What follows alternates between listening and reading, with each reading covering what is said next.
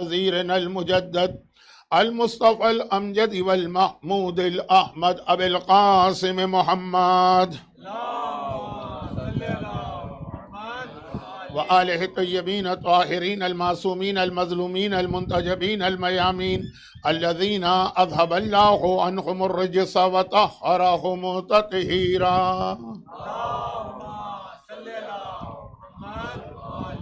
سيما على بقية الله في الأرضين وحجته على العالمين الإمام المنتظر والحجة الثاني عشر اللهم اجل فرجه وقرب زمانه وكثر انصاره واهلك اعداءه ولعنة الدائمة ولا اعدائهم اجمعين.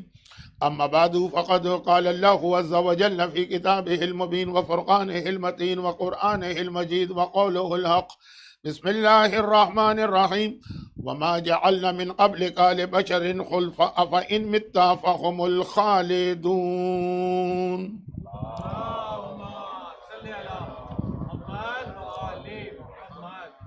1446 ہجرہ کے ایام ازا کے ماہ سفر کے ان آخری 5 دنوں میں وفات رسول خدا کی مناسبت سے کچھ ہمارے اور پیغمبر کے رشتے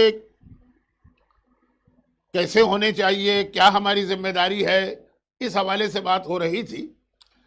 گزشتہ 2 مجالس میں اطاعت رسول خود بخود ایک عنوان بن گیا، اور پہلی مجلس میں قرآن کریم کی اس آیت کی تلاوت کی گئی تھی جس میں رسول کے اس دنیا میں آنے کا تذکرہ تھا۔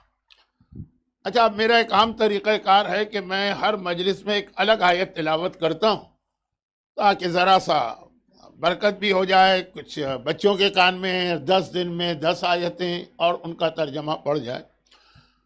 تو اس دفعہ بھی یہی کیا، تو آج جو میں نے آیت تلاوت کی ہے سورہ انبیاء کی آیت ہے۔ تو پہلی مجلس میں آیت آئی تھی کہ رسول اس دنیا میں آئے، هو الذی ارسل، بھیجا، اللہ نے بھیجا۔ پھر ہم نے ایک سوال آپ کے سامنے رکھا تھا، تھوڑا سا اس کا جواب تو خیر نہیں، تھوڑا اسی سوال کو ایک اور انداز سے شروع مجلس میں ہائی لائٹ کرنا ہے۔ آج بات کو ہم نہیں پھیلا سکتے، آخری مجلس ہے، اگر بات نامکمل رہ گئی تو مکمل کرنے کا موقع نہیں ملے گا، اور لمبی مجلس بھی نہیں پڑھی جا سکتی ہے۔ نوچندی جمعرات ہے، لوگوں کے گھروں میں بہت سے اعمال، دعائیں، وظیفے بھی آج رات کو ہوتے ہیں۔ تو خیر، وہ آیت تھی رسول اس دنیا میں آئے، اور آج جو آیت میں نے تلاوت کی رسول اس دنیا سے گئے۔ البتہ رسول اس دنیا سے گئے، اس کا تذکرہ کس انداز سے ہے؟ صرف آیت کا ترجمہ، وَمَا جَعَلْنَا لِبَشَرٍ مِّن قَبْلِكَ الْخُلْدَ، اے حبیب ہم نے کسی انسان کے لیے بھی جو تم سے پہلے گزرا ہے، خلد، خالدین یعنی ہمیشہ رہنا، ہمیشگی، دوام، ہم نے تم سے پہلے بھی کسی انسان کے لیے ہمیشہ کی زندگی نہیں رکھی۔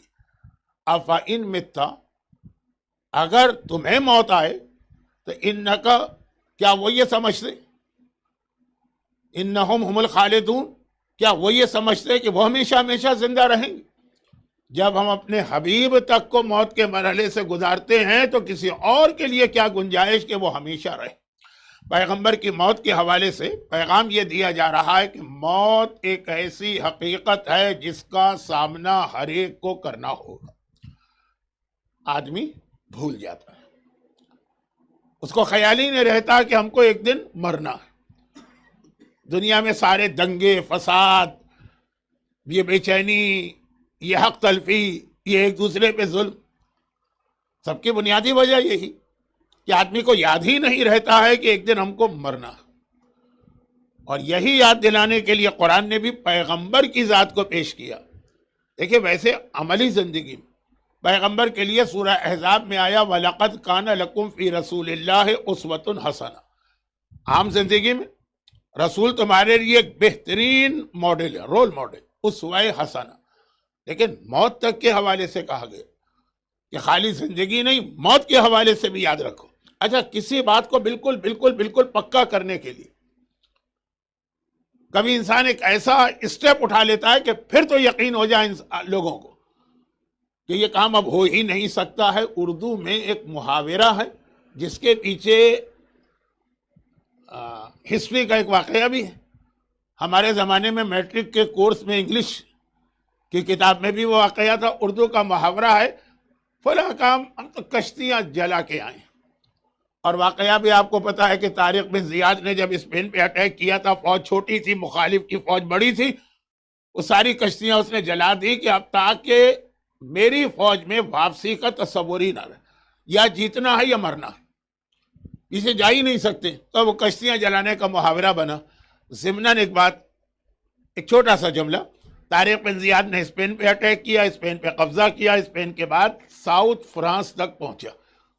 چنانچہ وہ جو ایک سوال اکثر بچے کرتے ہیں، وہ بچے جن کو یہ معلومات ہے کہ 9ویں اور 10ویں امام کی بیویاں مارسیل سے آئی تھیں، جو فرانس کا ایک بہت ہی مشہور شاید میڈیٹرین کے اوپر ریزورٹ ٹائپ کا شہر. تو وہ اسلامی دنیا میں آئی کہاں سے تھی؟ وہ تھرو اسپین آئی تھی. وہ اسپین کے جو طارق بن زیاد نے فتح کیا، کشتیاں جلانا. کشتیاں جلانے کا مقصد یہ کہ بس اب ہر ایک کو معلوم ہو جائے کہ واپسی کا کوئی راستہ نہیں. ام سلمہ پیغمبر کی ایک ایسی بیوی ہے جو فضیلت میں جناب خدیجہ کے بعد باقی تمام بیویوں سے افضل ہے. اور ام سلمہ کی ایک خاص بات جو روایتوں میں آئی کہ وہ اپنی عقل کے اعتبار سے، اپنی دانشمندی کے اعتبار سے، اپنی وزڈم کے اعتبار سے تمام مردوں پر بھی بھاری تھی. پہلے دن جو آیت آئی تھی اس میں تھا یعلمہم الکتاب والحکمہ، پیغمبر کتاب کی بھی تعلیم دیتا ہے، حکمت کی بھی تعلیم دیتا ہے. یہ حکمت بہت بڑی چیز ہے. پورا عشرہ ام سلمہ میں یہ حکمت ہے. اور زندگی میں پیغمبر نے بار بار کہا کہ 2 مشورے مجھے ایسے ملے کہ اتنے بہترین مشورے کبھی نہیں ملے. ایک مرد نے دیا، ایک عورت نے. مرد کا مشورہ تو بہت مشہور ہے. اللہ کا رسول کیا کہیں گے، ڈیوائن نالج یعنی علم لدنی ہے، وحی کے ذریعے سے علم ملتا ہے. وہ مشورے کے محتاج نہیں ہوتے ہیں لیکن مشورہ لیتے ہیں. عمل کریں نہ کریں وہ ایک الگ چیز ہے. آپ کو کئی جگہ ملے گا مشورہ لیا، عمل نہیں کیا. لیکن 2 مشورے. ایک سلمان فارسی نے جب میدان خندق کو، جنگ خندق میں خندق کھودنے کا مشورہ دیا، پیغمبر نے کتنا اس کو اپریشیٹ کیا. اسی موقع پر یہ خندق کی وجہ سے پیغمبر نے کہا سلمان و منا اہل البیت.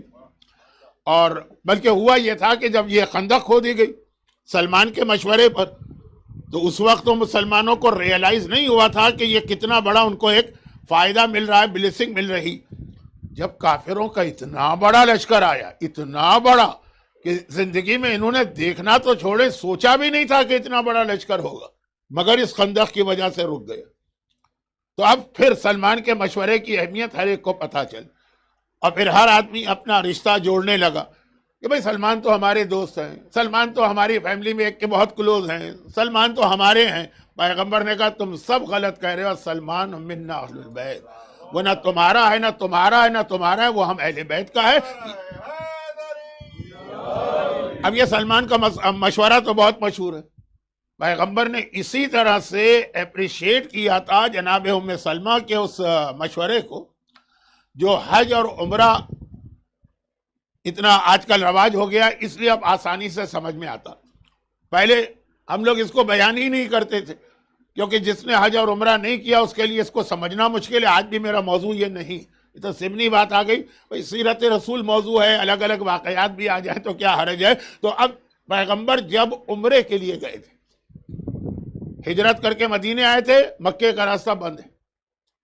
ایک بار پیغمبر نے کہا میں نے خواب دیکھا ہے کہ میں مکے میں داخل ہو رہا ہوں. چنانچہ وہ سارا جسے جو چاہے میرے ساتھ چلے، جو چاہے نہ چلے. 10,000 مسلمان تیار، صلح حدیبیہ.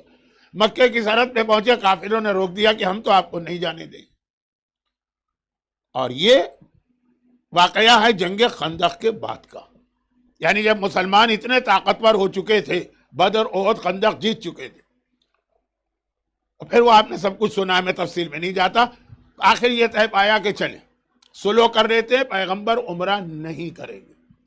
یہاں پہ ایک جملہ میں ہمیشہ بتاتا ہوں تاکہ وہ جو آج کل عمرے کو بھی ایک تفریحی سفر بنا لیا گیا ہے. جس کا دل چاہتا ہے منہ اٹھاتا ہے, وہاں آن لائن ویزا 2 منٹ میں آ جاتا ہے. booking.com یا اس ٹائپ کے سائٹ کے ذریعے سے ہوٹل بک کرا لیتے اور پہنچ جاتے. بہت ذمہ داری کا مسئلہ ہے عمرہ, کیونکہ عمرہ دیکھیے واحد عبادت ہے اسلام کی. کیا آپ کی مرضی ہے آپ عمرہ کریں کہ نہ کریں, لیکن ایک بار شروع کر دیا تو اس کو مکمل کرنا واجب ہے. یعنی یہ وہ مستحب عبادت ہے کہ شروع ہوتے ہی واجب ہو جاتی, ورنہ جو واجب عبادت ہے وہ آخر تک واجب رہتی ہے, جو مستحب ہے وہ آخر تک مستحب رہتی ہے. سنت نمازیں آپ شروع کر دیں, بیچ میں جب دل چاہے توڑ کے چلے جائیں. سنت روزہ ہے, شروع کر دیں, بیچ میں جب چاہیں توڑ کے چلے جائیں. سنت صدقہ اور خیرات ہے, دیتے دیتے جب چاہیں اپنا ہاتھ آپ کھینچ لیں, کیونکہ سنت کی تاریخ سوائے عمرے کی. اور اس میں بھی ایک مسئلہ یہ ہے کہ اس کو مکمل کرنا واجب ہو جاتا, اور اگر مکمل نہیں کیا جو آپ نے احرام پہنا اس کی پابندیاں زندگی بھر آپ پر رہتی ہیں. بعض مہاراجے کے فتوے, یہ فتویٰ بیان کرنے کا موقع نہیں, تو بہت اہمیت کا مسئلہ. لیکن پہلا ہی عمرہ جو تاریخ میں ملتا ہے رسول خدا کا اعلان رسالت کے بعد, اس میں پرابلم آ گیا, عمرہ نہیں مکمل کرنے دیں گے. یہ والا مسئلہ آج تک بہت زندہ مسئلہ. اب تو خیر اتنی آسانی ہو گئی, لیکن میں نے تو اتنے عمرے اور حج دیکھے کہ سب تیار ہو کے جاتے ہیں, احرام وحرام پہنا, وہاں پہ ایئرپورٹ پہ روک دیا کہ نہیں, یا ویزے میں گڑبڑ ہے, یا آپ بینڈ ہیں, یا آپ کا پاسپورٹ صحیح نہیں, یا سیکیورٹی کلیئرنس نہیں ہے. اب کیا کریں اس احرام کا جو پہن چکے. یہی پیغمبر کا صلح حدیبیہ والا عمرہ کام آتا کہ بس باقی سارے واجبات چھوڑ دو, آخر میں سر منڈواؤ اور احرام تمہارا اتر جائے گا. بہت لمبا اور کمپلیکیٹڈ مسئلہ ہے, جسے میں نے اس لیے سمیٹ لیا کہ ٹائم نہیں. آج آخری مجلس ہے اس سال کی مجالس میں. پیغمبر اسلام نے یہی اعلان کر دیا کہ بھائی مکے والے ہم کو جانے نہیں دے رہے. عمرہ تو نام ہی اس بات کا ہے نا کہ خانہ کعبہ کا طواف کریں, وہ جانے ہی نہیں دے رہے. چنانچہ اب ہم اپنا عمرہ شروع کر چکے ہیں, پہلا واجب کر لیا, آخری واجب پہ جمپ لگاتے, بیچ کے سارے واجبات چھوڑ دیتے ہیں. اور یہ قیامت تک کے لیے ان لوگوں کے لیے مسئلہ ہے, پیغمبر فرما رہے, جن کو روک دیا جائے.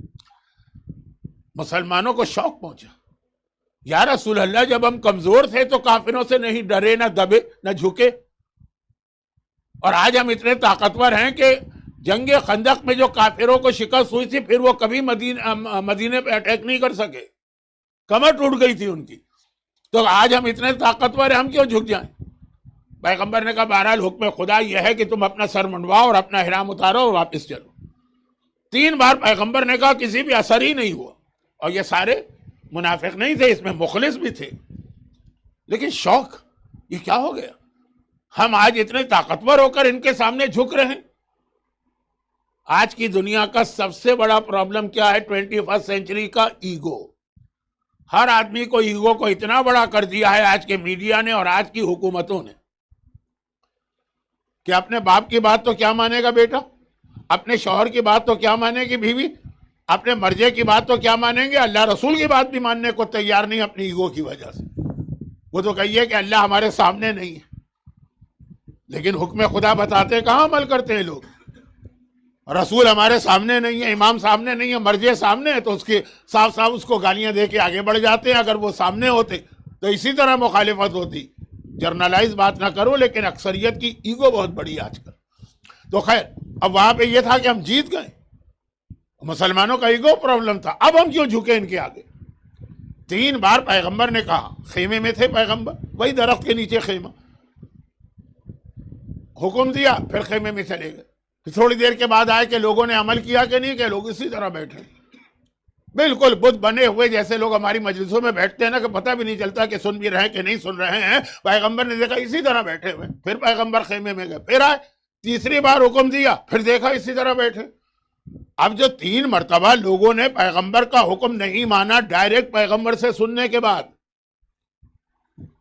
تو اب پیغمبر کے چہرے پہ ایک پریشانی کے آثار نظر آئے. اب جو خیمے میں آئے, اچھا ہر سفر میں پیغمبر اپنی ایک بیوی کو لے کے جاتے ہیں, اس دفعہ ام سلمہ کا ٹرن تھا, وہ تھی. کہا یا رسول اللہ آج اس وقت تو آپ بہت پریشان نظر آ رہے ہیں. کہا کہ مسلمانوں کو کیا ہو گیا ہے, 3 بار میں بتا چکا ہوں. کہ بھائی اب ہم عمرہ نہیں کریں گے، ہم نے صلح کر لی، ہم یہیں مکے کی سرحد سے واپس چلے جائیں گے، لیکن اس کے لیے وہ جو احرام پہنا ہے سفید، اس کو اتارنا ہے نا، اتارنے کے لیے سر منڈوانا پڑتا ہے۔ میں نے 3 بار ان سے کہا کہ سر منڈواؤ، کوئی عمل ہی نہیں کر رہے۔ اب ام سلمہ پیغمبر کی بیوی ہی نہیں ہے، ام سلمہ کی 2 پوزیشن سے، پیغمبر کی بیوی بھی ہے اور ہماری اور آپ کی ماں بھی ہے۔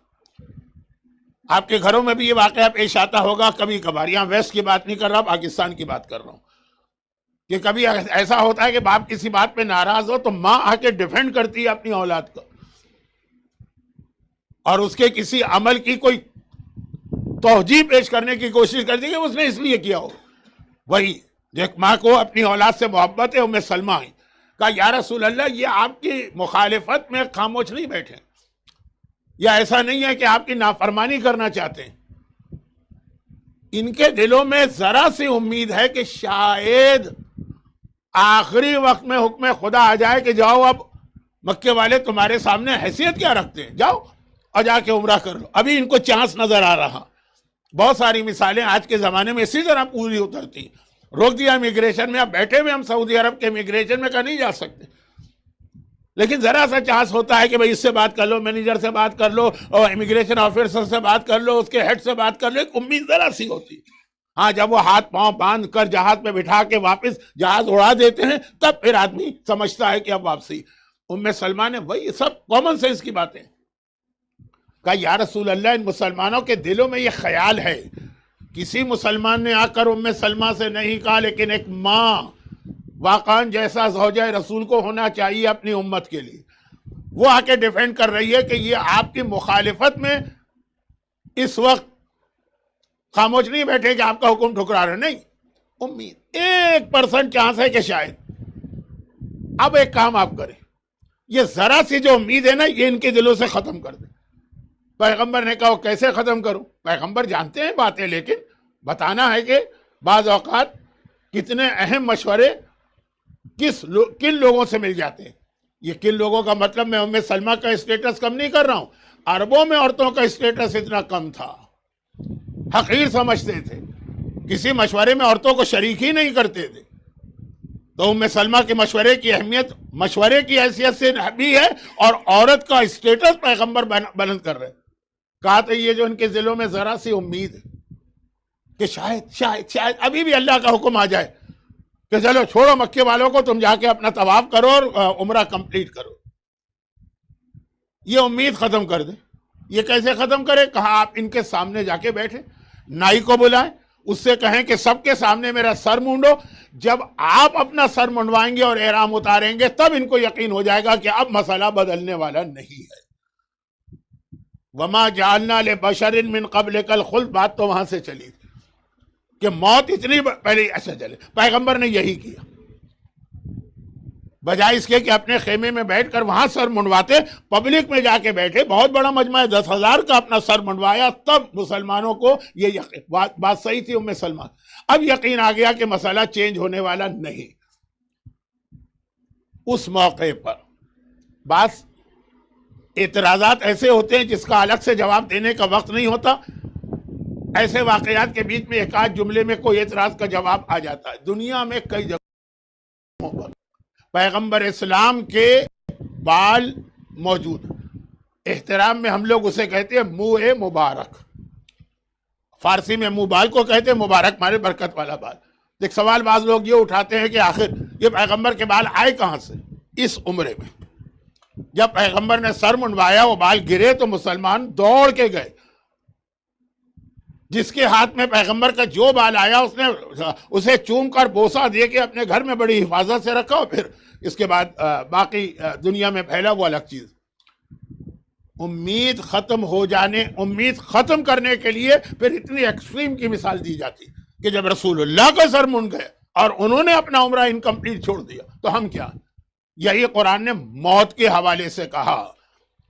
کافی لوگ بعد میں آئے ہیں، اس لیے کہہ رہا ہوں کہ بات یہ چل رہی تھی کہ موت، پیغمبر دنیا میں آئی، یہ پہلی مجلس کی آیت تھی، پیغمبر دنیا سے جا رہے ہیں، یہ آخری مجلس کی آیت جو ابھی میں نے تلاوت کی، کہ وما جعلنا لبشر من قبلک الخلد، تم سے پہلے بھی ہم نے کسی کو ہمیشہ کی زندگی نہیں دی، افإن مت، اگر تم مرو تمہیں موت آئے گی، تو یہ لوگ کیسے سمجھ سکتے ہیں کہ ہم نہیں مریں گے؟ اچھا، اب یہ پیغمبر بھی مریں گے، یہ لفظ مرے جو کہ واقعہ ورنہ بدتمیزی کا لفظ ہے، تمہیں بھی مرحلہ موت سے گزرنا ہوگا۔ اور یہاں پر پیغمبر کی سیرت نہیں، موت کا ذکر آ گیا نا، تو ایک چھوٹی سی روایت اور سن لی، کیونکہ جو بات ابھی چل رہی تھی ام سلمہ والی، کہ کبھی کسی مسئلے میں ایک گریک میتھولوجی میں واقعہ پینڈورا، وہ جو لڑکی تھی کہ کیا تھی جس نے وہ باکس کھول دیا، جس میں دنیا بھر کی مصیبتیں تھیں، جب باکس کھولا تو پریشانیاں دنیا میں پھیل گئیں۔ یہاں کے تو کورس میں بھی کہیں ہوگا، میں تو بہت بڈھا آدمی ہوں، پرانی بات کر رہا ہوں، پینڈورا باکس اور ساری، یعنی اس وقت دنیا میں کوئی مصیبت پریشانی نہیں تھی، ایک کہانی ہے، ایک میتھولوجی ہے گریک کی، کہ بیماری اور جھگڑے اور قتل اور غارت گری اور قحط اور کووڈ اور ساری بیماریاں ایک باکس میں تھی، لیکن وہ لاک تھا۔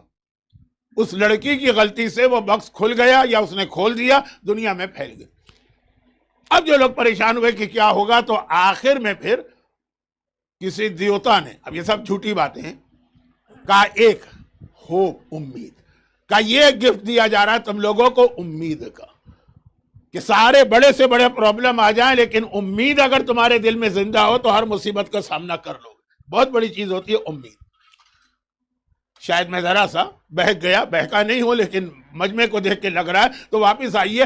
اب یہ کہ صلح حدیبیہ پہ ذرا سی امید تھی، پیغمبر نے اپنا سر منڈوا کے ہی امید ختم کر دی۔ موت کے حوالے سے امید تھی، شاید کبھی دنیا اتنی ترقی کر جائے، سائنس اتنی ترقی کر جائے کہ آدمی کو کبھی موت ہی نہ آئے۔ قرآن نے کہا اپنے حبیب کو ہم نے موت دے دی، تو اب کسی کے دل میں یہ امید پیدا نہ ہو کہ وہ ہمیشہ رہے گا۔ اور یہ والی امید کے لیے ایک حدیث اور سن لیجیے، ذرا انٹرسٹنگ حدیث ہے، اور کچھ اس کا تعلق موت سے ہے، اس لیے پڑھ رہا ہوں۔ اور آج شب جمعہ، جہاں میں یا تو ذکر امام زمانہ کا کرتا ہوں یا موت کا کرتا ہوں، تو فی الحال تو ایک حدیث خالی، قیامت، حساب کتاب، وہ جو 8ویں امام کی شہادت کی رات کو میں نے پڑھا کہ 3 بڑے مشکل مرحلے، ایک قبر کا آغاز، ایک قیامت کا آغاز، ایک جنت کا آغاز۔ جنت کہاں سے شروع ہوتی ہے؟ پل صراط سے۔ پل صراط کا مطلب ہے کہ آپ جنت کے راستے پہ آ گئے ہیں، اسی لیے پل صراط بالکل جہاں سے سٹارٹ ہوتا ہے وہاں پر مولا کھڑے ہوتے ہیں۔ حضرت ابو بکر کا جملہ ہے الصواعق المحرقہ کتاب میں نا، کہ لا یجوز احد الصراط الا من کتب لہ علی الجواز، پل صراط پر تو قدم ہی وہ رکھے گا جسے علی لکھ کے دیں کہ یہ ہمارا شیعہ۔ پل صراط ہے علی والوں کے لیے، اس کے اب جتنے عذاب آ رہے ہیں تو اس کا مطلب ہے وہ بھی سب علی والوں کے لیے، وہ جائے گا، کیونکہ پل صراط اسٹریٹ ایک راستہ، نہ دائیں نہ بائیں، نہ کوئی ایگزٹ، نہ کوئی سائیڈ روڈ، کچھ نہیں، سیدھا آپ کو جنت تک لے کے جائے گا۔ پل صراط اسٹارٹنگ ہے جنت کی، جیسے نامہ اعمال ہاتھ میں آنا اسٹارٹنگ ہے قیامت کی، جیسے منکر و نکیر کا آنا اسٹارٹنگ ہے برزخ کی، وہ جو 3 دن پہلے کی مجلس تھی۔ تو اب یہ سارے مرحلے ختم، جنت والے جنت میں پہنچ گئے، اور جو جہنم والے ہیں وہ میدان قیامت سے چلے جہاں پل صراط شروع ہے۔ علی نے دیکھا کہ یہ میرا شیعہ نہیں ہے، وہیں سے دھکا دے کے انہیں گرا دیا، کیونکہ ایک طرف قیامت ہے، ایک طرف جنت ہے، جہنم اس کے نیچے، وہیں سے گرا دیا۔ اب جہنم والے جہنم میں پہنچ گئے، جنت والے جنت پہ پہنچ گئے، میدان قیامت کو سمیٹ کے ختم کر دیا گیا۔ ختم، قیامت کا جو مقصد تھا وہ پورا ہو گیا، اب میدان قیامت بھی توڑ دیا گیا، پل صراط بھی ختم کر دیا گیا، اور جنت والے پہنچے، اب ساری نعمتیں دیکھ رہے ہیں، کیا نعمتیں، آنکھیں پھٹ گئی۔ جنت تصور سے بھی بالا تر ہے، ہم تو جتنا سن لیتے ہیں یہ کچھ بھی نہیں ہے، اور جتنا ہم آسان سمجھ لیتے ہیں جنت۔ ایک بات یاد رکھیے گا، ایک جملہ میں کہہ رہا ہوں، اس کو میں زیادہ بتانا نہیں چاہتا، شاعری اور قصیدہ خوانی عقیدت، عقیدہ نہیں۔ عقیدہ الگ چیز ہوتی ہے، عقیدت الگ چیز ہوتی ہے۔ تو جس طرح سے شاعری میں بعض اوقات ایسا لگتا ہے کہ جنت تو کوئی بہت ہی معمولی سی اور فری والی چیز ہے، جب چاہے جس کا دل چاہے وہ جا کے جنت میں بیٹھ سکتا. نہیں، مولا کے خطبات پڑھیے کہ جنت کسے کہتے ہیں، لیکن اب وقت نہیں. تو خلاصہ یہ ہے کہ جب جنت میں یہ لوگ پہنچ گئے، جنت والے نعمتیں دیکھی آنکھیں بھر گئی. جتنا آدمی سوچ سکتا ہے، انسان کا امیگریشن بہت بڑی چیز ہے، امیگریشن تصور اس سے بھی بڑی. جہنم والے جہنم میں پہنچ گئے، جتنا انہوں نے سوچا تھا عذاب، یہ اس سے بھی خطرناک عذاب نکلا، سوچ بھی نہیں سکتے تھے. دونوں جنت میں اب ہر نعمت ہے نا، جنت میں سب خوش ہیں جنت والے. ایک ڈر ہے، ایک ڈر ہے. اور جہنم والے جہنم کے سخت ترین عذاب میں پہنچ گئے کہ ان کی آنکھیں پھٹی ہوئی ہیں ڈر کی وجہ سے، خوف کی وجہ سے. لیکن ایک امید جو ان کو اطمینان دلا رہی ہے جہنم میں. اور جنت والوں کے دل میں ایک ڈر ہے جو جنت کی نعمتوں کا مزہ کرکرا کر رہی. جنت میں ہر نعمت ملی ہے، پہنچ گئے ہیں، کنفرم کہ تم جنتی ہو، لیکن ایک مزہ کرکرا ہو رہا ہے. جہنم میں اتنا سخت عذاب ہے، لیکن ایک امید ان کے دل میں ہے جس سے وہ عذاب جہنم کو ذرا برداشت کر رہے ہیں. اللہ نے اب یہ ان کی امید اور ان کو جو ایک ڈر ہے نا وہ ختم کیا. کیسے طریقے سے؟ ایک روایت ہے، بہت مشہور روایت، شاید اتنی مشہور نہ بھی ہو. وہ یہ کہ سب جنت میں ہے نا، پہنچ گئے، جنت کے دروازے لاک کر دیے گئے. ایک بار اللہ کا اعلان آیا، جتنے جنت والے ہیں سب باہر آ جائیں، بالکل جنت کے گیٹ کے اوپر آ جائیں، بالکل. اب کتنی بڑی جنت ہے، سب وہاں پہ آ گئے. اور بہت اب تو گھبرا گئے، یہ کیوں بلایا جا رہا ہے؟ کہیں ایسا تو نہیں کہ ہمیں جنت سے نکالا جا رہا ہے؟ یہ ابھی نعمتیں صحیح معنوں میں ہم نے استعمال بھی نہیں کی، ابھی تو خالی دیکھ دیکھ کے مزہ لے رہے تھے نا. اور بلا لیا. جہنم میں اعلان ہوا، جتنے جہنم والے ہیں وہ سب جہنم کے آخری سرے پہ آ جائیں. اب وہ خوش ہو گئے. یہ اعلان بتا رہا ہے کہ شاید ہمیں جہنم سے آزادی دی جا رہی. اب یہ یہاں سے آئے، وہ وہاں سے آئے، وہ روتے ہوئے آئے، ڈرتے ہوئے آئے، خوفزدہ ہو کے آئے. جنت والے، جنت میں نہ ڈر ہے، نہ خوف ہے، نہ رونا ہے، لیکن اس اعلان سے. اور جہنم کے اندر جہاں پہ ہر پریشانی ہے، ذرا خوش آئے، نکل رہے ہیں، نکل رہے ہیں. اعلان ہو گیا، ہم کو جہنم کے دروازے پہ بلا لیا گیا ہے. اس کا مطلب یہ ہے کہ اللہ ہم کو نکالنا چاہتا. پھر کیا ہوگا؟ امید ختم کرنے کی بات کر رہا ہوں. ایک مینڈے کو لایا جائے گا، لیمپ. یہاں تو بہت ساری بچوں کی نرسری رائمز کے اندر بھی لیمپ کا واقعہ آتا ہے نا، لیمپ لیمپ لیمپ.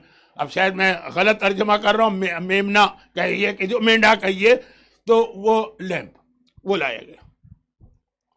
اور ملک الموت کو بلایا گیا، کہا تمہارا کام ہے نا روحیں قبض کرنا، اب اس کی بھی روح قبض کرو.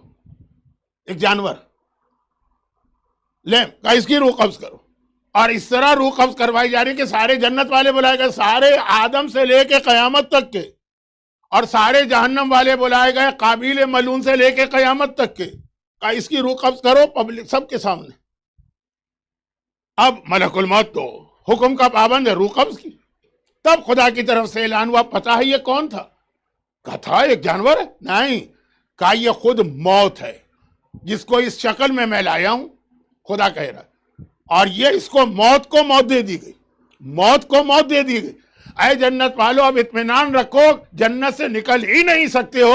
صرف ایک تمہارے دل میں ڈر تھا نا کہ کہیں جنت میں کبھی موت نہ آ جائے 2 لاکھ سال بعد، 5 نہیں، انڈیفینٹ. اور اے جہنم والو، تمہیں ایک امید تھی نا کہ کتنا ہی سخت عذاب کیوں نہ، شاید ہم کبھی مر جائیں اور عذاب سے بچ جائیں. موت ہی مر گئی، اب کسی کو موت نہیں آئے گی. امید ختم کرنے کے لیے جہنمیوں کی اور جنت والوں کے دل میں جو ایک وسوسہ و شک آ سکتا ہے، اس کو ختم کرنے کے لیے موت کو موت دی جائے گی. تو یہ ساری باتیں ہی تو خیر موت کے حوالے سے بات آئی. لیکن اب جب یہاں پہ بات پہنچی تو ایک حدیث بہت جلدی میں پڑھ رہا ہوں. جلدی میں کیوں پڑھ رہا ہوں؟ ایک تو اس لیے کہ وقت کم ہے، دوسرا یہ کہ یہ حدیث بھی ان حدیثوں میں سے ایک ہے جسے میں نے شاید 1480 دفعہ پڑھا ہے. تو جس نے میری کوئی مجلس بھی نہیں سنی ہے، صرف ایک سنی ہے، شاید اس نے بھی یہ سنی. یہ ہے جو کل کا موضوع تھا، اسی سے ریلیٹڈ، جو 2 دن سے چل رہا تھا موضوع، اس سے ریلیٹڈ. وہ کیا موضوع چل رہا تھا؟ کہ ہمیں اطاعت رسول کرنا. رسول اس دنیا میں آئے، پہلے دن کی مجلس کے سوال کو آخری دن میں ایک بار کم از کم اس سال آخری مرتبہ ریپیٹ کر رہا ہوں. یہ اتنی گندی دنیا میں، اتنی تکلیف دہ دنیا میں. اچھا، میں نے ریفرنس نہیں دیا تھا کہ یہ لفظ تکلیف دہ اور خراب میں نے کہاں سے استعمال کیا. چلے آج ریفرنس دے دوں، بہت چھوٹا سا ریفرنس. شہزادی کونین کا ایک کیا لفظ ماسٹر پیس بھی توہین لگتا، کیا خطبہ فدق. ایسا خطبہ کہ میں نے عرض کیا پوری نہج البلاغہ سمجھیے اسی کی اولاد، اس کا نام ہی ہے، بیان کر چکا ہوں. زینب کبریٰ کے کوفہ اور شام کے خطبات سب اس کی کاپی ہیں، نہج البلاغہ کی کاپی نہیں. اس میں شہزادی نے شروع میں اپنے بابا کا انٹروڈکشن کرایا. میں نے خطبہ فدق کے 2 جملے پڑھے تھے تیسری مجلس میں، اور ارادہ یہ تھا کہ اس کا وہ حصہ پورا پڑھوں گا جس میں پیغمبر کا انٹروڈکشن، رسالت کا انٹروڈکشن، رسول کی بیٹی سے جو رسول کا ٹکڑا. ہم اور آپ تو جتنے بھی فضائل پڑھے کچھ بھی نہیں ہے. شہزادی کیا کہہ رہی ہیں، لیکن وہ ابھی موقع نہیں ملا. انشاءاللہ اگر زندہ رہا تو کسی اور موقع پر اس کا آخری ٹکڑا، جہاں پر پیغمبر کا ذکر مکمل کر کے شہزادی دوسرے ٹاپک پہ جا رہی ہیں. اس کا یہ جملہ، یہ اس کا ایک لفظ ہے اس کا، جس کی وجہ سے یہ چند جملے دہرا رہا ہوں. ثم قبض اللہ الیہ قبضۃ رافۃ واختیار ورغبۃ وایثار. پھر اللہ نے قبض ہم کہتے ہیں نا ملک الموت نے روح قبض کی. قبضہ اللہ الیہ، اللہ نے ان کو اپنی جانب بلایا، لیکن قبض رافۃ واختیار، راف رؤوف مہربانی، بہت ہی مہربانی کے ساتھ بلایا. واختیار، اور پیغمبر اپنے اختیار سے دنیا سے گئے.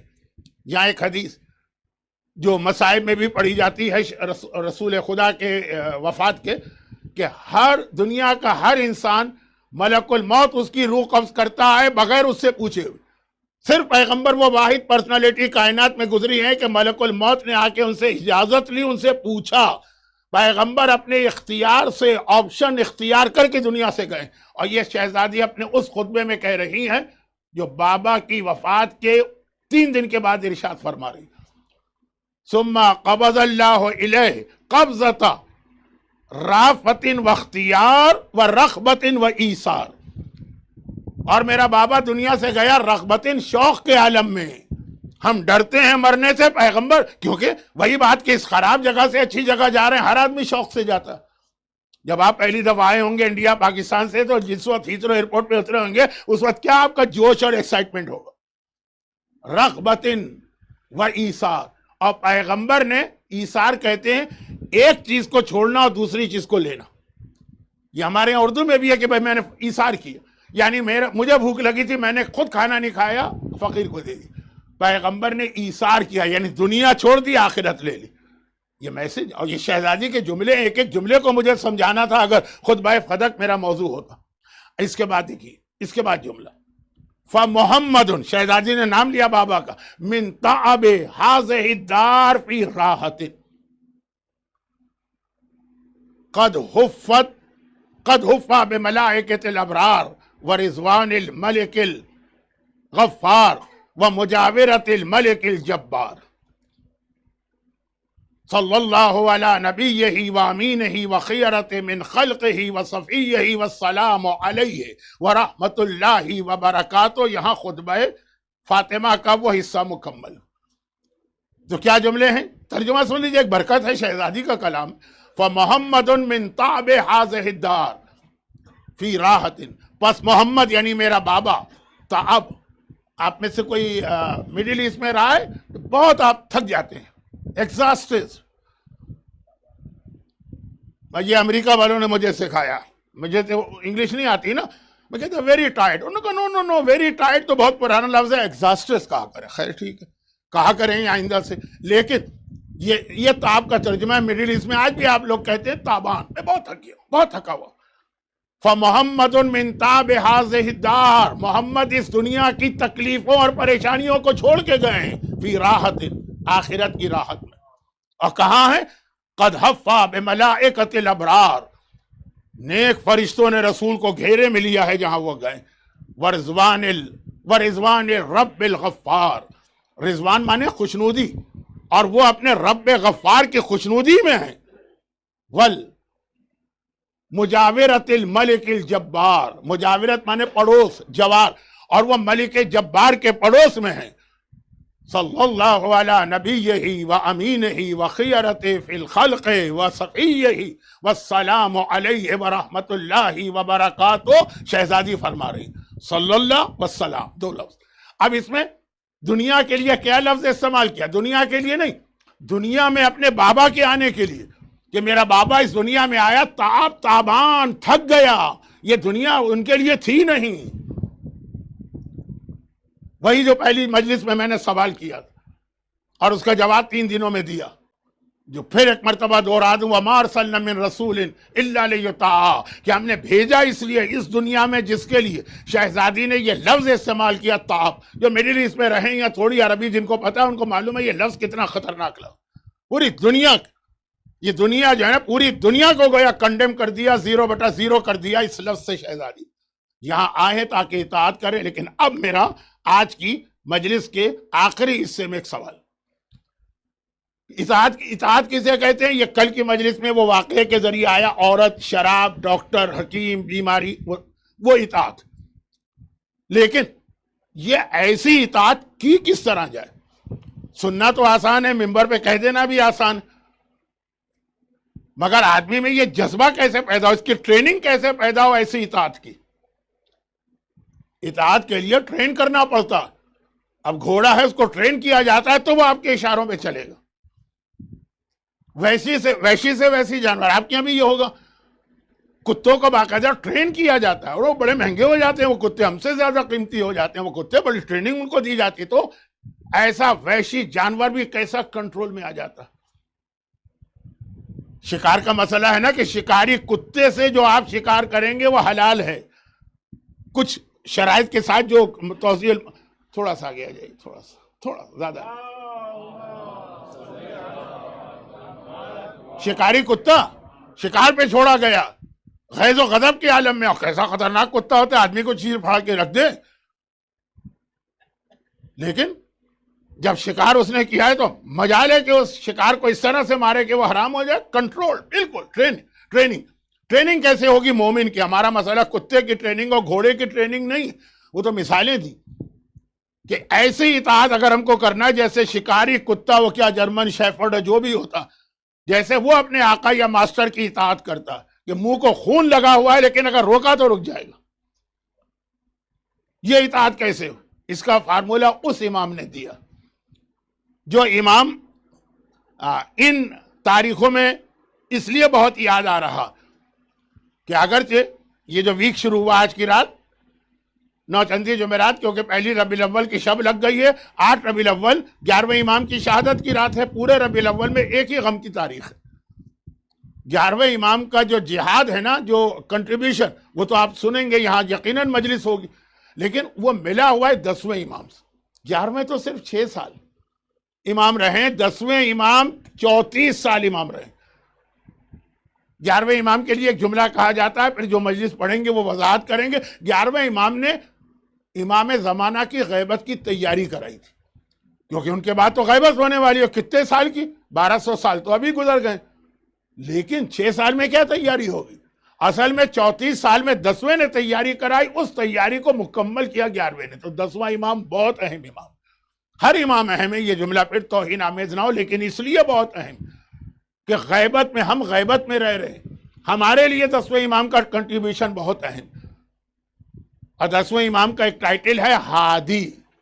وہ تو ہر امام ہادی، لیکن وہ اس لیے ہے کہ ہر امام نے ہدایت کی اپنے زمانے والوں کے لیے، 10ویں نے ہدایت کی ظہور امام تک کے مومنوں کے لیے. ان کا ایک واقعہ اور ان کی زندگی بھی 7ویں کی طرح سے 2 مرحلوں میں ہے. میں 7ویں کے حوالے سے اکثر کہتا ہوں کہ ہمارے یہاں 7ویں امام کی قید اتنی مشہور ہو گئی کہ ایسا ہمارے ذہن میں کنسپٹ ہے جیسے 7واں ساری زندگی قید رہا. ایسا نہیں، 7واں 14 سال قید رہا ہے نا، اور 20 سال آزاد رہیں. یہ امامت کی بات کر رہا ہوں، ٹوٹل ایج نہیں. جتنے سال قید رہے ہیں اس سے زیادہ اور خاصا زیادہ آزاد رہیں. رہا بالکل آزادی. 10वां इमाम। 34 साल 7वें इमाम की भी इमामत है, 34 साल 10वें की भी इमामत है। 10वां इमाम भी आधे से ज्यादा आजाद रहा और आखिरी दिनों में मुतवक्किल की कैद में थे।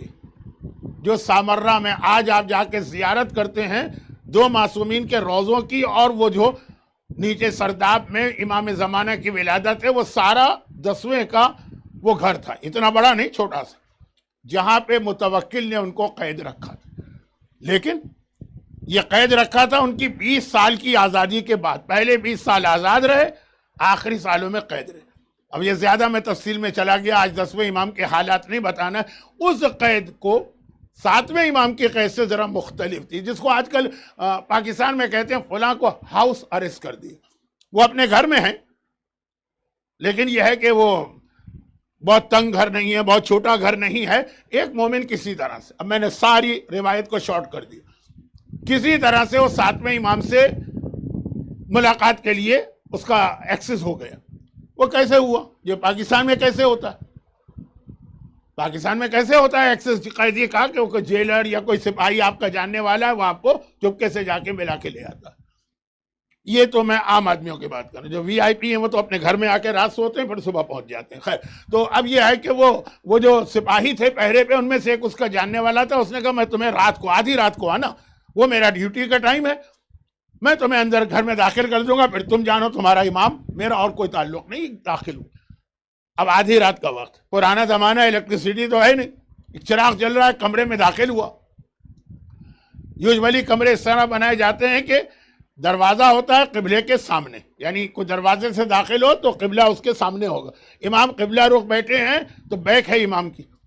इसको ऐसा लगा इमाम के सामने कोई चीज है, अंधेरा, चिराग तो है लेकिन कुछ रोशनी कुछ अंधेरा, क्या चीज है? करीब आया, अभी तक इमाम की बैक इसकी तरफ है, तो देखा एक कब्र खुदी हुई है इमाम के सामने, कब्र। इसके जहन में पहला ख्याल यह आया कि शायद इमाम को अपनी शहादत का, हर इमाम को अपनी शहादत का इल्म होता है, तो शायद वो शहादत का वक्त आ गया, तो इमाम ने पहले से प्रिपरेशन कर ली। जैसे 2 रातें पहले आप दुनिया भर के उलमा से सुनते आए हैं कि 8वें इमाम ने भी सारी तैयारी कर ली थी। ये ख्याल दिल में आया तो फौरन रोने लगा। 10वें इमाम ने अभी मुड़ के देखा नहीं पीछे कौन आया। एक मरतबा इसका नाम लेके कहा, फला इब्ने फला, जो तू सोच रहा है अभी उसका वक्त नहीं आया। पहले तो ये चौंका, जब देखा ही नहीं मुझे तो मेरा ही नहीं मेरे बाप का भी नाम लिया, और फिर मेरे दिल का ख्याल भी इमाम ने पहचान लिया। लेकिन फौरन सोचा कि इसीलिए तो दुनिया को छोड़ के इस दरवाजे को पकड़ा हुआ है मैंने। तो कहा मौला अगर शहादत का वक्त नहीं आए तो ये कब्र क्यों? कहा ये कब्र। अब सुनिए, क्या ये जवाब कोई मासूम दे सकता? और मासूम भी ऐसा मासूम जो खुद मासूम, इब्ने मासूम, इब्ने मासूम, इब्ने मासूम, इब्ने मासूम, इब्ने मासूम, क्या वो ये जवाब दे सकता? फिर क्यों ये जवाब दिया? ये हमें और आपके लिए जवाब दिया, और ये जवाब है उस सवाल का जवाब कि अल्लाह ने तो कह दिया कि हमने इसलिए तुम रसूल को भेजा इताअत करो, तो खुदा बंदा कैसे करे इताअत? दुनिया में शैतान भी पीछे लगा है, हमारे नफ्स के अंदर भी वो इंग्रेडिएंट में शामिल है गुनाह, तो कैसे इताअत करें? ये जवाब। क्या जवाब दिया? अच्छा याद रखिएगा, मैंने एक जुमला कहा था कि 10वें इमाम ने अपने जमाने से ज्यादा हमारी तैयारी करवाई जो गैबत में पैदा होंगे। अपने जमाने में तो फिर भी इमाम थे ना, मोमिन को बुला बुला के इताअत की बात करते थे, तो इमाम से सुन रहा हो तो बात ही कुछ और। अब तो इमाम से नहीं सुनेगा, ये अब जरूरी। इमाम ने रावी से ये फरमाया कि कब्र मैंने इसलिए तैयार की कि जब भी मैं दुनिया का कोई काम करूं, छोटा या बड़ा, पहले अपने आप से सवाल कर लूं कि ये काम मुझे इस कब्र में फायदे देगा कि नुकसान देगा। ये क्राइटेरिया मेरे पास है हर काम का, चाहे बहुत बड़ा काम हो चाहे बहुत छोटा। छोटा काम क्या? आप पानी पीते हैं दिन में कितनी बार?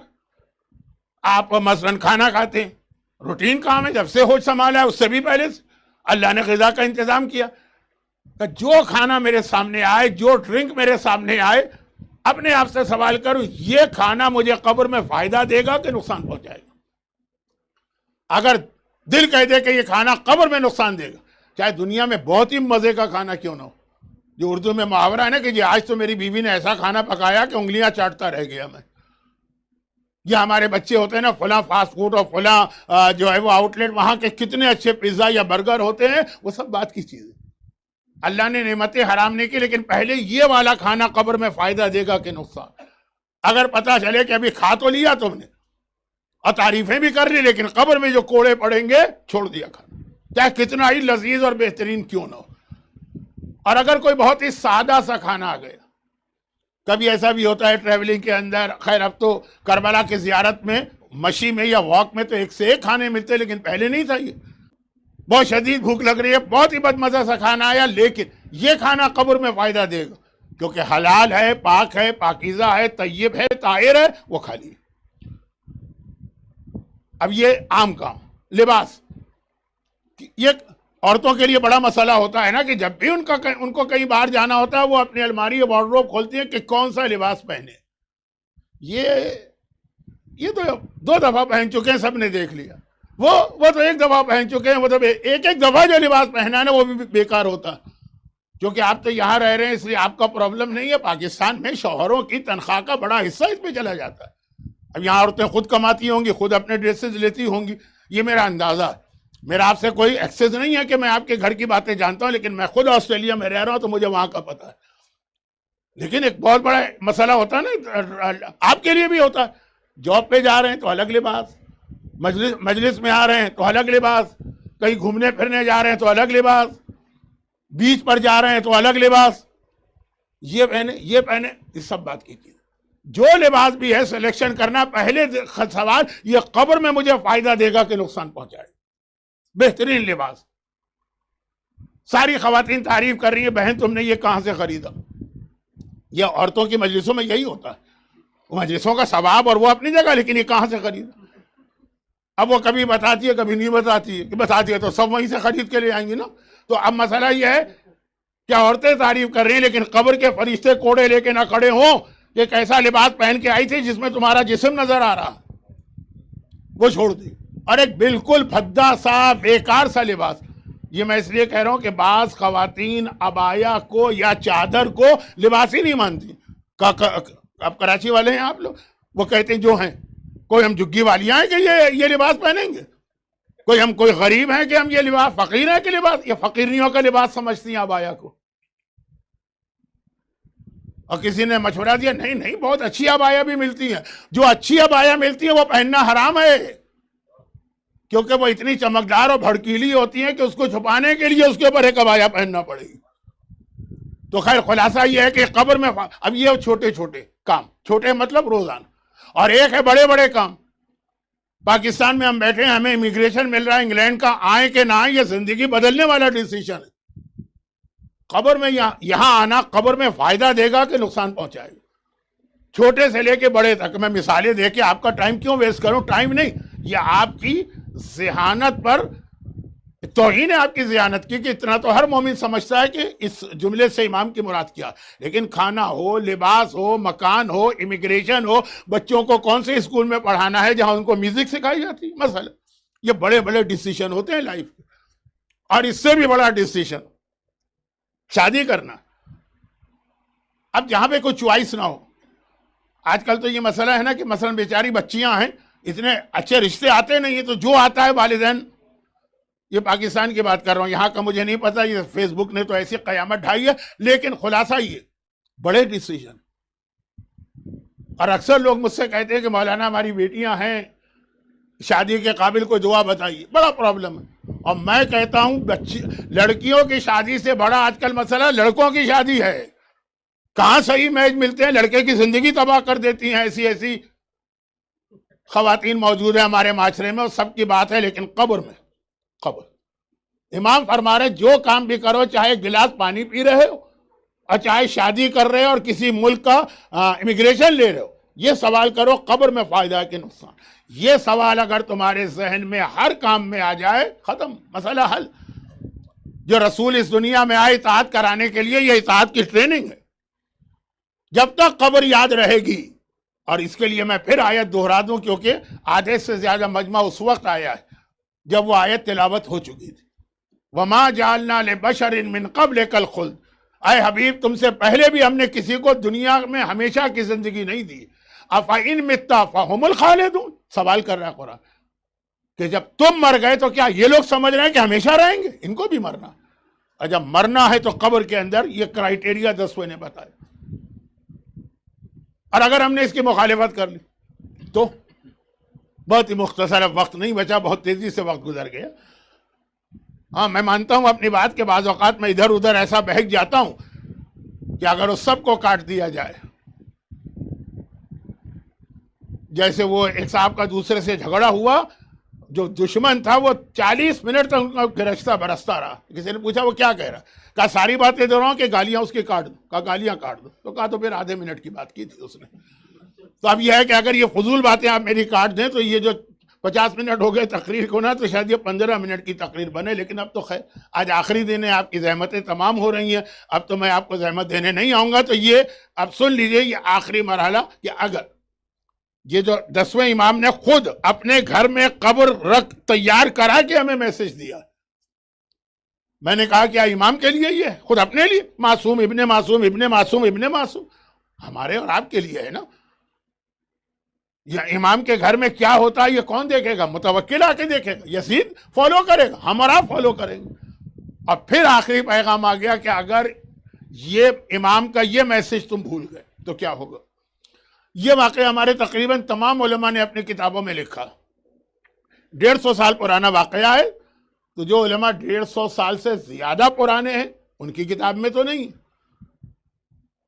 لیکن جو 150 سال میں گزرے اور جنہوں نے قبر اور موت پر کتابیں لکھی, سب سے مشہور نام شیخ عباس قمی کا, ان کی چھوٹی سی کتاب ہے منازل الآخرہ, انگلش میں بھی اردو میں بھی ہے, تو اصل میں فارسی اور عربی میں. شہید دست غائب کی کتاب برزخ, جو کراچی میں رضویہ سوسائٹی میں ایک بہت اہم ادارہ تھا, مکتبہ اہل بیت, جہاں میں نے کتنے سال درس دی, اس میں بھی ریفرنس دینے کی ضرورت نہیں. واقعہ بہت مختصر ہے. واقعہ اس زمانے کا ہے جب ہندوستان پہ برٹش امپائر قائم ہو رہی تھی, اور ایک ایک کر کے وہ مختلف جو وہاں پہ حکومتیں تھیں ان پر قبضہ کرتے جاتے تھے. تو ہندوستان کا ایک شہزادہ, ہندوستان میں الگ الگ آزاد حکومتیں بن گئی تھی, اگرچہ نام تو تھا مغل بادشاہ کا, لیکن تقریباً ہر آدمی آزاد تھا, یعنی ہر حکومت آزاد تھی. وہ آیا ایک ہندی شہزادہ, ہو سکتا ہے اودھ کا ہو, واجد علی شاہ کو بھی انہوں نے کیا, ہو سکتا ہے بنگال کا ہو سراج دولہ, ہو سکتا ہے میسور کا ہو ٹیپو سلطان, یہ بڑی بڑی حکومتیں تھیں.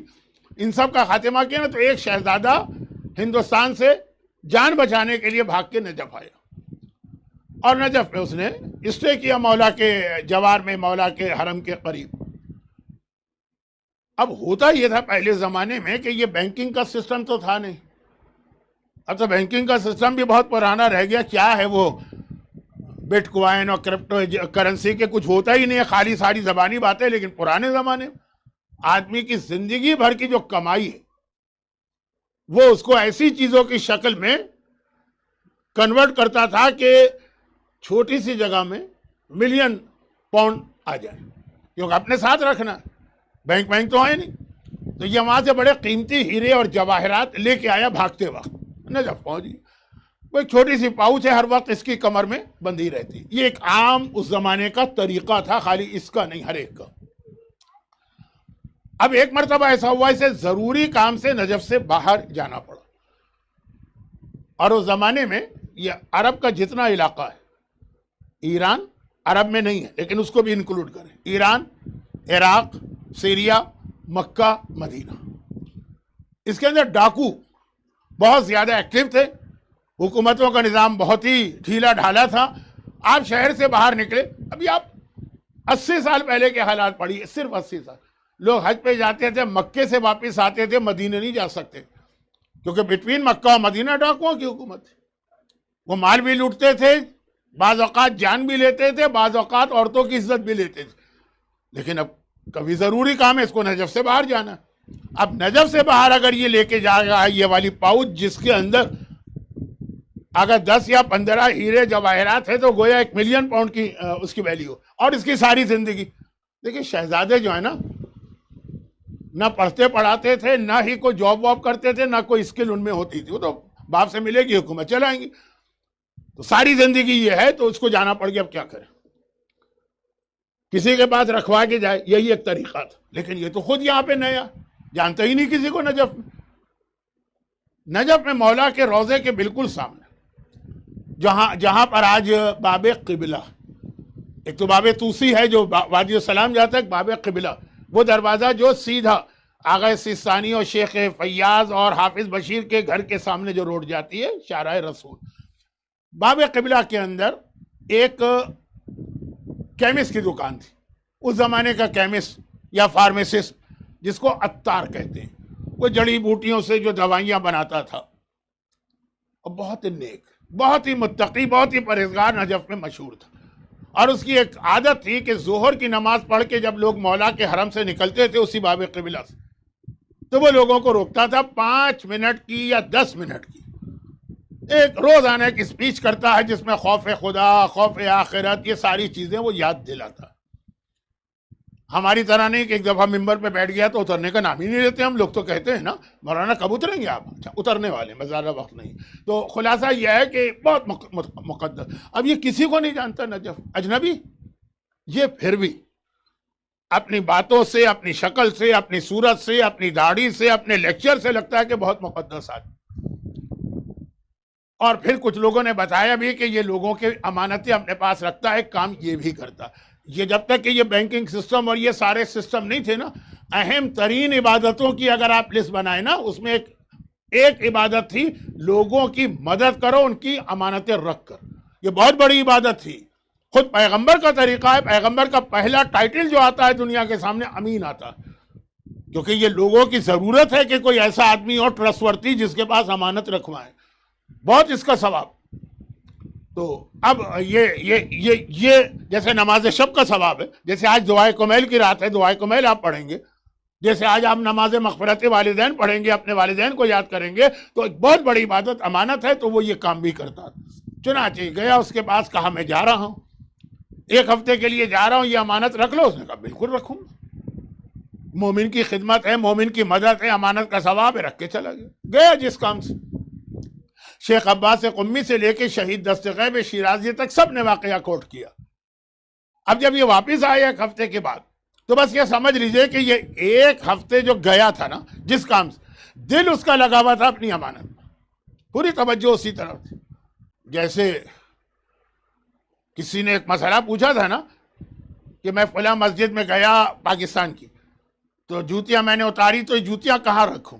کہا اپنے سامنے رکھو، ورنہ کہیں اور ادھر گئی جوتی گئی. تو یہ ہے نا کہ وہ جو مال عرب پیش عرب، تو یہ دل تو اس کا لگا تھا کہ میری اتنی بڑی رقم. جوتی تک کے بارے میں جب یہ مسئلہ آپ نے دیکھا ہوگا نا، لوگ حج کرتے ہیں، خانہ کعبہ کا طواف کرتے ہیں، ہر آدمی آج کل اپنی جوتیاں ساتھ رکھتا ہے. پھر وہ ہاتھ اٹھا کے حجر اسود کو کہتے ہیں بسم اللہ اللہ اکبر، وہ جوتی ان کے ہاتھ میں ہوتی. اسے کہ اتنی جوتیاں وہاں ہوتی. اور جب آپ حرم سے باہر نکلے تو وہ 50 سے اوپر ٹیمپریچر ہے، سڑک پگھل رہی ہوتی ہے، پیر جل جائے. تو خیر دل اس کا لگا تھا. یہ مولا کے حرم میں نہیں گیا، سیدھا اس کے پاس آیا، کہا میں آ گیا ہوں، بڑی آپ کو زحمت دی، میری امانت واپس کرے. اس نے سر سے پیر تک اس کو دیکھا، کیسی امانت؟ کون ہو تم؟ میں نے زندگی میں تمہیں نہیں دیکھا. کہا وہ جو میں اپنی امانت رکھوا کے گیا تھا وہ ایک تھیلی کا، جھوٹ بول رہے ہو تم. ہندوستان کے لوگ تو ہوتے ہی فراڈی ہیں، میرے اوپر تہمت لگا رہے ہو. اب ذرا شور شرابہ ہوا تو لوگ بھی جمع ہو گئے، اور سب نجف والے عرب اس کا ساتھ دیا. کہا اتنا نیک آدمی، مقدس آدمی، متقی آدمی، آج تک کوئی کمپلین نہیں آئی ہے. یہ کون ایک اجنبی آ گیا ہندوستان سے اور آ کے اتنے نیک آدمی پہ الزام لگائے؟ گویا جوتے مار کے اس کو نکال دیا. اس کی تو ساری دنیا لٹ گئی. کچھ چھوٹی موٹی کوئی 100-200 پاؤنڈ کی چیز نہیں تھی، ملین پاؤنڈ. اب وہ کیا کرے؟ لیکن مولا کے شہر میں رہ کر آدمی پریشان ہو، سیدھا مولا کی زری کے پاس آئے، زری پکڑ لی سرہانے کی جانب کا، یا امیر المومنین، میں آپ کے شہر میں آپ کا زائر اور آپ کا مہمان، اور آپ کے شہر میں لٹ گیا، آپ میری مدد کریں. ایک لمحے کے لیے ذرا سی نیند آ گئی. اس کو نیند نہیں کہتے. کبھی آدمی پہ ایک حالت طاری ہوتی ہے کہ وہ پوری طرح سے سینسز میں بھی نہیں ہے اور سو بھی نہیں رہا. بہت مشکل ایک لفظ ہے مکاشفہ، لیکن اس کو چھوڑ دی. ایک دم دیکھا کہ جیسے مولا اس کے خواب میں آ گئے، خواب نہیں ہے، اور کہا کہ تمہارا مسئلہ حل ہو جائے گا، کل صبح شہر سے باہر نکلنا، جو پہلا آدمی نظر آئے اس سے اپنی امانت مانگ لے۔ یہ پرانا زمانہ ہے جب ہر شہر کے گرد ایک وال بنائی جاتی تھی، لندن کی سٹی وال تو اب تک موجود ہے، اس کا ایک پورشن۔ رات کو دروازے بند ہوتے تھے، صبح فجر کے قریب وہ دروازے کھلتے تھے، لوگ باہر جاتے تھے۔ تو خیر مولا نے کہا جب پہلے دروازہ کھلے نکل کے جا کے جو آدمی پہلے نظر آئے گیا۔ جیسے ہی باہر نکلا دیکھا ایک بہت ہی بوڑھا آدمی، 100 سال کی ایج، کمر جھکی، اور وہ لکڑہارا ہے، لکڑیاں جمع کر رہا ہے۔ تو پہلے زمانے میں تو گھر کے اندر نہ گیس تھی نہ الیکٹرک تھی، کھانے لکڑیوں پہ پکتے تھے، جمع کرتے تھے، اور بڑا نیک، ماتھے پہ سجدے کا نشان، داڑھی۔ ایک مرتبہ اس کو دیکھا، یہ شرما گیا کہ اتنا بوڑھا آدمی، قابل احترام، شکل و صورت سے بھی نیک، میں اس سے جا کے کیسے کہوں کہ میری امانت دو؟ یہ تو ایک تہمت اس پہ ہو جائے گی نا۔ اس سے تو بات کر سکتا ہوں، اس کو دیجیے امانت، اس سے کیسے کروں؟ شرما کے آ گیا کہ شاید کوئی غلط فہمی ہو گئی ہے، پھر آگے پورا دن مولا کی زری پکڑ کے روتا رہا، مولا میری امانت، مولا میری زندگی۔ پھر مغرب کے قریب ایک لمحے کے لیے آنکھ لگی، مولا خواب میں آئے، کل صبح شہر سے نکلنا پہلا آدمی۔ نیکسٹ ڈے گیا، پھر جو شہر سے نکلا وہی بوڑھا نظر آ رہا ہے۔ اب پھر واپس آ گئے، تیسرے دن بھی سارا دن وہ فریاد کرتا رہا، مغرب کے قریب ایک لمحے کے لیے آنکھ لگی، اور پھر مولا کل شہر سے نکلنا، جو پہلا آدمی نظر آئے۔ اب جو گیا تو پھر وہی بوڑھا۔ کیسے اس سے کہیں، جس آدمی کو نہ دیکھا، نہ کوئی تعلقات، نہ اس کو امانت دی، اس سے کیسے مانگے؟ اور وہ آدمی بھی اتنا سینئر، بوڑھا، احترام۔ اب جو آ کے یہ ساری رات سارا دن رویا، اور مغرب کے قریب آنکھ لگی، مولا خواب میں آئے، مولا میری امانت۔ اب مولا جلال میں تھے، کہا 3 دن سے تجھے ایک حکم دے رہا ہوں، اور تو میری بات بھی نہیں مان رہا ہے، پھر کہہ رہا ہے کہ میں تیری مدد کروں۔ بس کل آخری دن ہے، جو پہلا آدمی نظر آئے اس سے امانت مانگنا۔ اب مولا نے یہ کہا تو نہیں، لیکن مطلب یہ تھا کہ اگر ابھی بھی تم نے میری بات نہیں مانی، دیٹ مینس کہ تم کوئی انٹرسٹڈ نہیں۔ چوتھے دن ڈرتے ڈرتے شہر سے نکلا کہ آج شاید کوئی اور آدمی نظر آ جائے، وہی بوڑھا۔ لیکن کل مولا اتنے طریقے سے، اتنے جلال کے عالم میں منع کر چکے تھے کہ اب ہمت بھی نہیں پڑ رہی ہے، ایمبیرسمنٹ بھی فیل کر رہا ہے، بالکل اجنبی کے پاس، اتنا بوڑھا، اتنا نیک، کیسے جا کے کہوں گیا؟ اور کہا کہ اے شخص، میں نے وہ نجف کے فلاں عطار کے پاس یا کیمسٹ کے پاس یا فارمیسسٹ کے پاس امانت رکھوائی، اور خواب میں مولا نے کہا کہ میں تم سے مانگوں میری امانت دے دو۔ اب اسے یقین ہے کہ بوڑھا ایک مرتبہ کہے گا کہ تم کیسے آدمی ہو، اس بڑھاپے میرے اوپر تہمت لگا رہے ہو، میرے پہ الزام لگا رہے ہو، مجھ سے کیا چیز مانگنے آئے؟ نہیں، بوڑھے نے کمر پکڑ لی ایک مرتبہ، کا چلو میرے ساتھ، چلو میرے ساتھ، یہ کہہ کے اس کو لے کے آیا۔ اب یہ فجر کا وقت ہے، تو یہ لوگ حرم میں بیٹھ گئے۔ ظہر کے بعد وہ اسپیچ دیتا ہے وہ عطار صاحب، ہر ظہر کے بعد۔ اب جب ظہر کی نماز ختم ہوئی تو سب لوگ نکلے، سب کو انٹرسٹ ہے، 5 منٹ کی اسپیچ، بہترین اسپیکر ہے وہ، ہماری طرح کا اناڑی کوئی تھوڑی کہ جو ایک دفعہ مجلس میں آ جائے کان پکڑتا آئندہ تو نہیں آنا ہے، تو وہ تو لوگ انتظار کرتے۔ مولا کی ایک حدیث بھی ہے، خیر الکلام ما قل وما دل، یہ وہ کرتا۔ بہترین اسپیچ وہ ہے جو بہت مختصر ہو اور بالکل دلیل کے ساتھ۔ ہم جیسے لوگ تو ٹائم ویسٹ کرتے ہیں آپ کا۔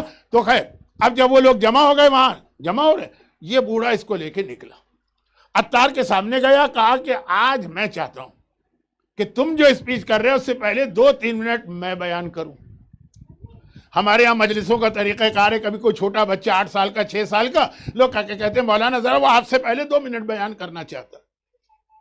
انکریجمنٹ کے لیے ہم لوگ اجازت بھی دے دیتے ہیں۔ یہاں تو اتنا یہ بزرگ آدمی، احترام، ایک احترام، بزرگی کا، سفید داڑھی کا احترام ہمیشہ رہا ہے عالم اسلام میں۔ تو عطار نے کہا کوئی بات نہیں، بسم اللہ، مجمع آ چکا ہے، اس کو تو ان کی اسپیچ سننا ہے، اس نے کہا صرف 3 منٹ۔ اور اس نے کہا دیکھو میری پوری زندگی نجف میں گزری ہے، آج میری ایج 100 سے زیادہ، 100 سال سے زیادہ۔ جب میں جوان تھا، تقریباً 80 سال پہلے کی بات کر رہا ہے، جب میں جوان تھا تو ایک مرتبہ مجھے قرضہ لینے کی ضرورت پڑی۔ میرے پڑوس میں ایک یہودی رہتا تھا، چنانچہ میں نے اس سے کہا کہ میں تمہارا پڑوسی ہوں، مجھے یہ ایک مسئلہ پیش آ گیا، مثلا 10 دینار مجھے قرضہ دے دو. تو اس نے کہا ری پیمنٹ. میں نے کہا میں ایوری ویک آدھا دینار واپس کروں گا. تو گویا یہ 10 دینار کا مطلب 20 ویک میں یہ قرضہ ادا ہوگا. اس نے کہا کوئی بات نہیں، لے لو. وہ 10 دینار اس نے دے دیے. ابھی 1 یا 2 میں نے اس کی انسٹالمنٹ دی تھی کہ مجھے کسی کام سے نجف سے جانا پڑ گیا. زیادہ لمبا کام نہیں تھا، 1-2 دن کا تھا. اب 3rd انسٹالمنٹ تو تیسرے ویک میں ہوگی نا. اس سے پہلے آگے جب آیا تو گھر والوں نے کہا کہ آپ کو پتا ہے ہمارے پڑوسی کی موت ہو گئی. پڑوس ہے نا، کا موت ہو گئی، وہ مر گیا آپ کی ایبسنس میں. تو یہ گیا جو کنڈولنس وغیرہ. لیکن یہ خود کہہ رہا کیا میں نے سوچا کہ یہودی تھا. بہت بڑی رقم ہے اس زمانے کے اعتبار سے 20 دینار. آغا محسن الحکیم کا واقعہ میں پڑھتا ہوں جو آج سے 60 سال پہلے کے مرجع ہیں. 20 دینار میں 2 آدمی پورا حج کر کے آ سکتے تھے نجف سے. جو وہ اپنی بہوؤں سے کہتے تھے کہ میں نے تمہیں 20 دینار مہر دلوایا تمہارے شوہر سے، خود بھی حج پہ جاؤ، اپنے شوہر کو بھی لے کے جاؤ. 20 دینار. اور یہ بات تو اس سے بھی 100 سال پرانی. بڑی رقم. کہا وہ مر گیا. اب اس کے دل میں لالچ آ گئی. کہا کہ اس کے گھر والوں نے بھی کچھ نہیں کہا، ورنہ اس کے بیٹے وغیرہ یاد دلاتے کہ آپ بابا سے پیسے لیے تھے، آپ واپس کر رہے ہیں کہ نہیں. کوئی بات ہی نہیں کی. کسی کو معلوم ہی نہیں، میں ہوں اور وہ ختم بات. اتنی بڑی رقم میں نے 19 دینار جو میرے گردن پر ہیں ختم ہو گیا. وہ آدمی ہی مر گئے، ختم، گزر گئی بات. کچھ عرصہ گزرا. شب جمعہ تھی اور شاید نوچندی شب جمعہ تھی، شاید شب جمعہ تھی. میں مولا کے روضے میں گیا، جو ہر شب جمعہ میں جاتا تھا. زیارت پڑھی، امین اللہ زیارت، سارے اعمال کر کے واپس آیا. سویا. خواب میں سویا تو میں نے دیکھا قیامت کا دن آ گیا، حساب کتاب ہو رہا ہے، سب کچھ ہوا. اس کے بعد کہا یہ علی کا شیعہ ہے، علی کا زائر ہے، علی کے شہر کا رہنے والا، لے جاؤ اس کو جنت کی طرف. اب میں جا رہا ہوں جنت کی طرف. پورے صراط پہ میں نے قدم رکھا، بہت تیزی سے میں آگے بڑھ رہا ہوں. ایک میرا پورا الگ سے ایک سبجیکٹ ہے، پورا ایک اشرہ ہے، 10 مجلسیں پورے صراط پر کیا ہوگا. اور اگر کسی کو انٹرسٹ ہے تو مناظر الاخرہ جائیے، PDF کے اندر موجود ہے انٹرنیٹ پہ، اس میں آپ دیکھیے. اس میں پل صراط پہ پوری تفصیل ہے جو میں 10 مجلسوں میں پڑھتا ہوں. پل صراط پہ 7 چیک پوائنٹ ہے، 7. ایک، پھر دوسرا، پھر تیسرا، ہر جگہ کوئی ایک سوال ہوتا ہے. سب سے پہلا جو انٹرنس ہے وہاں پہ تو محبت علی کا سوال. اس کے بعد پھر مختلف واجبات. آخری جو ہے اس کا نام ہے رد مظالم یا مظالم. ہمارے ہاں ظلم تو کہتے ہیں مارنا، پیٹنا، ٹارچر، تشدد. اسلام میں اس کو نہیں کہتے ظلم. اسلام میں کہتے ہیں کہ اگر آپ کی گردن پر کسی کا بھی حق باقی، چاہے وہ مار پیٹ والا ہو جو رسول خدا کی وفات میں آپ نے سنا کہ کوڑا، اور چاہے وہ کسی کا قرضہ ہو، اسلام میں اس کو کہتے ہیں مظالم. اسی لیے جو ہمارے ایک ٹرم ہے، خمس ہے، زکوٰۃ ہے، صدقہ ہے، خیرات ہے، رد مظالم. وقتاً فوقتاً کچھ پیسے اس نیت سے غریبوں کو دیتے رہو کہ جو میں نے اگر کسی کا حق مارا ہے تو اس کا رد ہو جائے، ریٹرن. خیر یہ بات بہت پھیل رہی ہے، 10 بجنے والے ہیں تو مجھے بات ختم کرنا ہے. وہ آخری 7 چیک پوائنٹ ہیں، وہ آخری. اور اسی میں وہ حدیث بھی شیخ عباس نے لکھی ہے کہ سورہ فجر میں جو ایک آیت آئی. سورہ فجر آپ کو پتا ہے نا کہ اس کا ایک اور نام ہے سورہ امام حسین. اور بہت زیادہ معصومین ریکمنڈ کرتے ہیں کہ سورہ کو سیٹرڈے کے دن فجر کی نماز میں پڑھ سکتے ہو تو کیا کہنا. سورہ فجر یہ سورہ کہلاتا ہے امام حسین کا سورہ. اس کی پہلی آیت ہے والفجر ولیال عشر، فجر کی قسم اور 10 راتوں کی قسم، جو عاشور کی طرف اشارہ. اور آخری آیت تو خیر یا ایتھا النفس المطمئنہ ارجعی الی ربک راضیۃ مرضیہ، یہ آخری آیت. کربلا اور عاشور، عصر عاشور اور حسین کی شہادت. بیچ میں ایک آیت آئی ہے ان ربک لبالمرصاد. اے ظلم کرنے والوں بس یاد رکھو دنیا میں جتنا ظلم کرنا ہے کر لو، تمہارا رب مرصاد پر تمہارا انتظار کر رہا ہے، مرصاد پر. ان ربک لبالمرصاد. تو معصوم کی حدیث لکھی ہے شیخ عباس قمی نے، میں نے ریفرنس بھی دے دیا کہ مرصاد کہتے ہیں پل صراط کی 7th and last check post کو، وہ ہے مرصاد. اور وہاں پہ سوال ہوتا ہے مظالم کا، یعنی ظلم نہیں، کسی کا بھی حق. اور وہ بڑی خطرناک جگہ ہے، اس لیے کہ جنت کا دروازہ سامنے نظر آ رہا ہے. دوسری چیک پوائنٹ پر آپ ہو تو جنت بہت دور ہے، ابھی نظر ہی نہیں آ رہی، لیکن جب بالکل سامنے وہ پہنچ گئے تو کتنا دل چاہتا ہے کہ اڑ کے پہنچے وہاں رو. اب یہ کہہ رہا ہے میں پورا پل صراط کراس کر رہا، جیسے ہی وہاں پہ پہنچا اب یہ آگے بڑھنا چاہتا ہوں کہ اچانک جہنم کے شعلہ جوالا کہتے ہیں، وہ شعلے پھڑکتے ہوئے شعلے ایک دم وہ اوپر ہوئے. پانی کا لیول اونچا ہوتا ہے نا، وہ آگ کا لیول اونچا ہوا، جہنم نیچے، اب بالکل میرے لیول پہ وہ آگ آ گئی. میں نے دیکھا اس آگ میں کوئی جل رہا، جلا ہوا آدمی دیکھا نہیں جائے، کھال وال سب جل گئی، پگھلا ہوا گوشت، یہ چربی، یہ سب نکلی ہے، شکل نہیں پہچانی جا رہی، دیکھا نہیں جا رہا ہے اسے. میں آگے بڑھنا چاہتا ہوں، فرشتوں نے روک لیا، کہا کہاں جا رہے ہو؟ پہلے اس سے بات کرو. اس سے کیا بات کروں؟ کون ہے؟ میں تو جانتا بھی نہیں، جلا ہوا آدمی ہے نا، جہنم کے آگ کے شعلوں میں گھرا. اس نے کہا میں تمہارا پڑوسی ہوں. اچھا تو ٹھیک ہے، پڑوسی ہو گئے، وہ تو یہودی تھا تو جہنم میں جلنا ہی، تو یہاں کیوں آ گئے؟ کہا جو میں نے قرضہ دیا تھا 19 دینار وہ مانگنے آیا ہوں، میرا قرضہ واپس کرو. تو میرا قرضہ لے کے گئے. اللہ نے مجھے یہ اختیار دیا کہ میں تم سے اپنا قرضہ لا سکتا ہوں، لاؤ میرا قرضہ. پلے صراط پر قبر قیامت گزر گئی، پلے صراط پہ قرضہ کیسے دیا جائے؟ کون سے دینار ہوتے ہیں؟ اردو میں ایک محاورہ بھی ہے، کفن میں جیب نہیں ہوتی، لیکن اگر آپ جیب لگا کے اس میں دینار رکھ بھی لیں گے نا تو قیامت میں نہیں چلیں گے. وہ کہہ رہا لاؤ میرا قرضہ. اس نے فرشتوں سے کہا بھائی ہٹاؤ اس کو، میں جنتی ہوں. کیوں جنتی ہوں؟ جب یہ پہلی چیک پوائنٹ پر پہنچا تھا مولا نے لکھ کے دیا تھا یہ ہمارا شیعہ ہے، یہ جنتی. وہ میرے پاس جواز، آج بھی عربی زبان میں جواز پاسپورٹ کا کہتے ہیں، مولا کا لکھا ہوا پاسپورٹ ہے، ہٹاؤ اسے. فرشتوں نے کہا نہیں ہٹا سکتے، جب تک کہ یہ راستہ نہیں چھوڑے گا ہمیں آرڈر ہے کہ ہم خاموش رہیں گے. تو اس کی جانب یہ مڑا، کہا کہ بھائی میں کہاں سے تمہارا قرضہ دوں؟ تم خود دیکھ رہے ہو پولیس صراط پر ہوں، قبر سے نکلا ہوں. تو کہا کہ میں تو اپنا قرضہ لے لوں گا. پہلی مجلس کے مصائب کا جملہ یاد کیجئے، رسول خدا نے فرمایا کہ جسے اگر کوئی حق مجھ سے لینا ہے ابھی لے لے، قیامت میں نہ مانگے. یہ ہے قیامت میں مانگنا. بولے صراط، کہا میں تو لوں گا حق. تو میں کہاں سے دوں؟ کون سی کرنسی ہے؟ کہا میں لے لوں گا. یہ کہہ کہ اس نے ہاتھ بڑھایا، میرے سینے کا گوشت اپنی اس جلی ہوئی انگلیوں سے اس طرح نوچ کے نکالا. یہ درد اور تکلیف سے میری آنکھ کھل گئی. میں نجف میں ہوں، مولا کی زیارت پڑھ کے آیا ہوں، گھر میں نماز شب پڑھ کے لیٹا ہوں، سو رہا تھا، آنکھ کھل گئی. آنکھ کھلی تو میں نے کیا دیکھا؟ یہ کہہ کہ اس نے اپنے کرتے کے بٹن کھولے اور کہا دیکھو یہ اب تک 70 سال بعد بھی یہ زخم اب تک موجود ہے اور اب تک یہ درد و تکلیف دے رہا. بس اے نجف والوں، مجھے صرف یہ کہنا تھا جو مجھ پر گزری ہے، جو تم دیکھ رہے. اور یہ کہہ کہ وہ بوڑھا آگے چلا گیا. اب مجمع تو اس سے سن رہا ہے جو فرسٹ ہینڈ رپورٹ دے رہا، میں تو اس کو کوٹ کر رہا ہوں نا. مجمع بھی پھر ایک مرتبہ روتے ہوئے گیا. عطار کی آنکھوں میں بھی آنسو ہے. اس نے شہزادے کو روک لیا، رک جاؤ. جب لوگ چلے گئے کہا آؤ. پیچھے کے کمرے میں گیا، اس کی تھیلی دی، کہا ابھی لے جاؤ. پورے صراط پر مجھ سے یہ نہ مانگنا، میں وہاں کہاں سے دوں گا. سمجھ میں نہیں آتا اس دنیا میں مومن ایک دوسرے کا حق کتنے آرام سے مار لیتا. کیسے مال حرام جو ہے وہ استعمال کرتا ہے. کیا اسے اس کا احساس نہیں ہے کہ پورے صراط کی لاسٹ چیک پوسٹ مومنوں کے لیے ہے، اور ایسے مومن کے لیے جسے علی نے لکھ کے دیا یہ میرا شیعہ، اور وہاں پہ روک لیا جائے گا. یہودی کی وجہ سے ایک شیعہ کو روک لیا گیا، تو اگر مومن نے مومن کا حق مارا.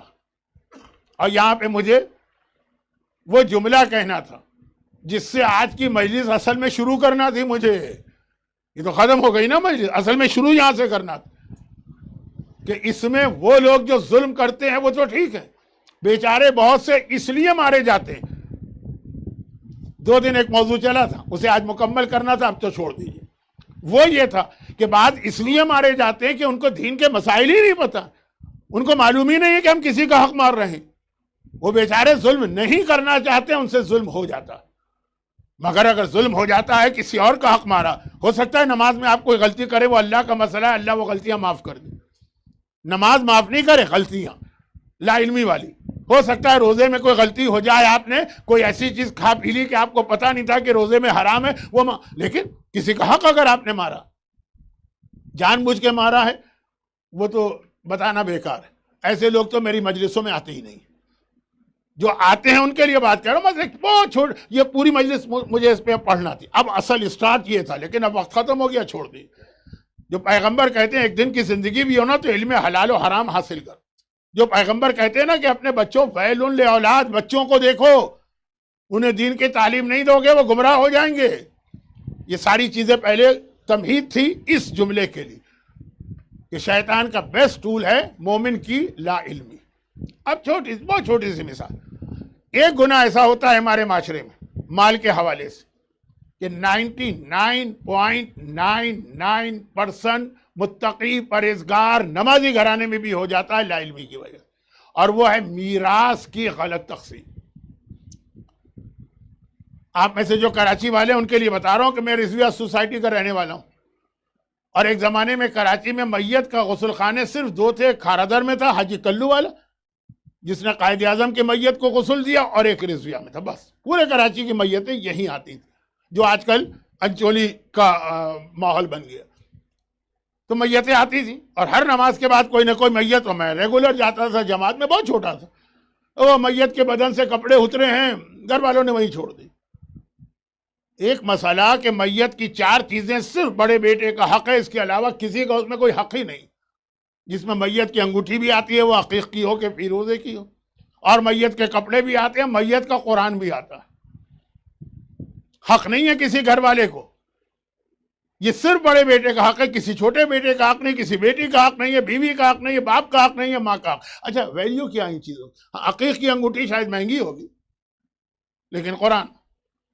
چوتھی چیز تلوار ہے, وہ تو ہمارے یہاں ہوتی نہیں ہے. اب اس میں ایک بحث ہے کہ خالی یہ تلوار ہے کہ سارے اسلحے آتے ہیں, یہ بحث کا وقت نہیں. بحث کا مطلب ہے مسائل بیان کرنے کا وقت نہیں. لیکن میں کہہ رہا ہوں میت کو غسل میت دینا ہے, غسال نے وہ کپڑے پھاڑ کے ایک طرف پھینک دیے, گھر والوں نے کہا یا نہیں پھاڑے ویسے اتارے گا, تم رکھ لینا. تمہیں گھر والوں کو حق کیا یہ کہنے کا؟ ہاں اگر بڑا بیٹا خود موجود ہے اور وہ کہہ رہا ہے تو ٹھیک ہے, لیکن وہ ہے امریکہ میں, میت کو ابھی غسل دیا جا رہا ہے, باقی فیملی نے ڈیسائیڈ کر لیا ہے. کیسے ڈیسائیڈ کر لیا؟ میں کہہ رہا ہوں بہت چھوٹی میں مثال دے رہا ہوں, ٹائم نہیں ہے. ویسے مثالیں میرے پاس بہت ساری تھیں, لیکن شاید اچھا ہے کہ مجھے وقت نہ ملا, ورنہ جو اتنے لوگ آج آئے ہیں نا آئندہ وہ بھی نہیں آتے. لیکن یہ مسائل نہ جاننے کا نتیجہ. خوش ہوتے ہیں لوگ جی میت کے کپڑے. اچھا کپڑے سے مطلب وہ بدن کے کپڑے نہیں ہے جو اس کے گھر میں بھی کپڑے رکھے. اکثر میں نے دیکھا ہے لوگ خیرات کر دیتے ہیں. ارے تمہارا حق کیا ہے خیرات کرنے کا؟ یہ صرف بڑے بیٹے کا حق ہے, ہاں وہ کہہ دے. اب یہاں پہ ہمارے پاس 2 روایتیں ہیں اور مسائل. ایک موقع ایسا ہے جہاں پہ خاموشی کا مطلب ہے کہ وہ آدمی راضی ہے, وہ صرف ہے شادی, وہ بھی لڑکی, وہ بھی کنواری لڑکی. جو پیغمبر نے شہزادی سے جا کے پوچھا تھا کہ تمہارا رشتہ علی سے کرنا, اور شہزادی شرم کی وجہ سے کچھ نہ بولی, اور پیغمبر یہ کہتے ہوئے باہر آئے کہ سکوتھا کا اقرار ہے, اس کی خاموشی دلیل اس بات کی کہ یہ راضی. تو یہ مسئلہ فقہ میں آ گئے. لڑکے کی خاموشی کا مطلب یہ نہیں ہے کہ راضی ہے, نکاح جائز نہیں, ہو نہیں سکتا. ایسی لڑکی جس کی طلاق ہو چکی ہے یا وہ بیوہ ہو چکی ہے, اس کی خاموشی نہیں, نکاح نہیں ہو سکتا. صرف کنواری لڑکی اور کنواری, صرف اس کے لیے. لیکن اس کے علاوہ باقی جگہ اگر کوئی خاموش رہتا ہے, آپ کہیں جی وہ بڑے بیٹے کے سامنے سب کچھ ہو رہا تھا کچھ نہیں بولے, نہیں. خاموشی کا مطلب رضامندی نہیں, خاموشی کا مطلب ہے ناراضگی. اب میں نے کہا کہ 99% گھرانوں میں نے یہ گناہ دیکھا ہے, اور یہ سمجھ کے لوگ کرتے ہیں کہ مرنے والے کو ثواب مل رہا ہے. خاص طور پہ کپڑوں کے حوالے سے کتنے یتیم خانوں میں جاتے ہیں کپڑے, کوئی گھر والے اس سے کوئی اپنا فائدہ حاصل نہیں کرتے, لیکن حرام حرام ہے, گناہ گناہ. اور ایسی بہت مثالیں تھیں کہ 7ویں چیک پوسٹ پر جسے قرآن نے مرصاد کہا, مومن پکڑ لیا جائے. اور یہاں پر میں مصائب کی منزل پہ آ رہا ہوں. شب جمعہ امام زمانہ کا ذکر ہوتا ہے, وہ میں نے آج تو نہیں کیا, صرف ایک آدھ جملہ کہا کہ 10ویں نے تیاری کرائی. موت کا ذکر ہوتا ہے, موت کا ذکر کچھ زیادہ ہی ہو گئے, لیکن جو مجھے جانتے ہیں ان کو پتہ ہے تو پھر بھی کچھ نہیں ہوا. اور شب جمعہ دعا کا ذکر ہوتا ہے. آج کی دنیا فرسٹریٹڈ دنیا, ہر ایک کے کوئی نہ کوئی پرابلم. پاکستان میں لوگ بیٹھ کے سوچتے ہیں جو امریکہ میں کتنی اچھی زندگی ہے. مجھ سے پوچھئے جو میں امریکہ جاتا ہوں, ایسا لوگ خون کے آنسو ہوتے ہیں کہ پاکستان کے لوگ اس کے مقابلے میں خوش نظر آتے ہیں. ہر آدمی تو اپنے پرابلم نہیں بتاتا ہے نا لوگوں کو. تو دعا شب جمعہ، اب میں موضوع سے ایک دم نہیں ہٹاؤں، ربط ہے. دعائیں بتائیے، اور ایک جملہ دعا کے حوالے سے سن لیجئے جو دعائے کمیل میں بھی آپ نے پڑھا ہوگا، اللہم اغفر لی الذنوب التی تحبس الدعا. خدا بندہ میرے وہ گناہ معاف کر دے جس کے نتیجے میں دعا ٹھکرا دی جاتی ہے. اب ایک سے ایک ہم دعا بتائیں کہ یہ عمل ہے، وہ عمل ہے، وہ دعا ہے، ایسا اس کا اثر ہے جیسے زہر کا ہوتا ہے. زہر بھی پوٹاشیم سائنائڈ، ایسا اثر ہے.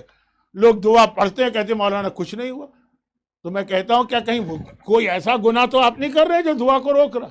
اور یہ دعائے کمیل میں آپ کو میسج دیا گیا، تو ایسے کون سے گناہ؟ ٹاپ آف دا لسٹ ہے اگر آپ کے پیٹ میں رزق حرام ہے، کوئی دعا قبول نہیں. 40 دن کی دعا قبول نہیں ہوتی ہے. تو وہ جو میں نے کہا موضوع تھا مال حرام، یہ مال حرام کا سب سے بڑا نقصان یہ کہ آپ بیمار ہیں، آپ دعائیں مشلول جیسی دعا پڑھ رہے ہیں، کوئی فائدہ نہیں. بیٹیوں کی شادی نہیں ہو رہی، آپ سورہ طارق اور سورہ مریم جیسا عمل کر رہے ہیں، نہیں نتیجہ نکل رہا. کیوں؟ اس لیے کہ پیٹ میں کہیں سے حرام پہنچ رہا. تو یہ مال حرام کا پولے صراط کا نقصان اپنی جگہ جو موضوع آج بنا، اور دنیا کا نقصان اپنی جگہ.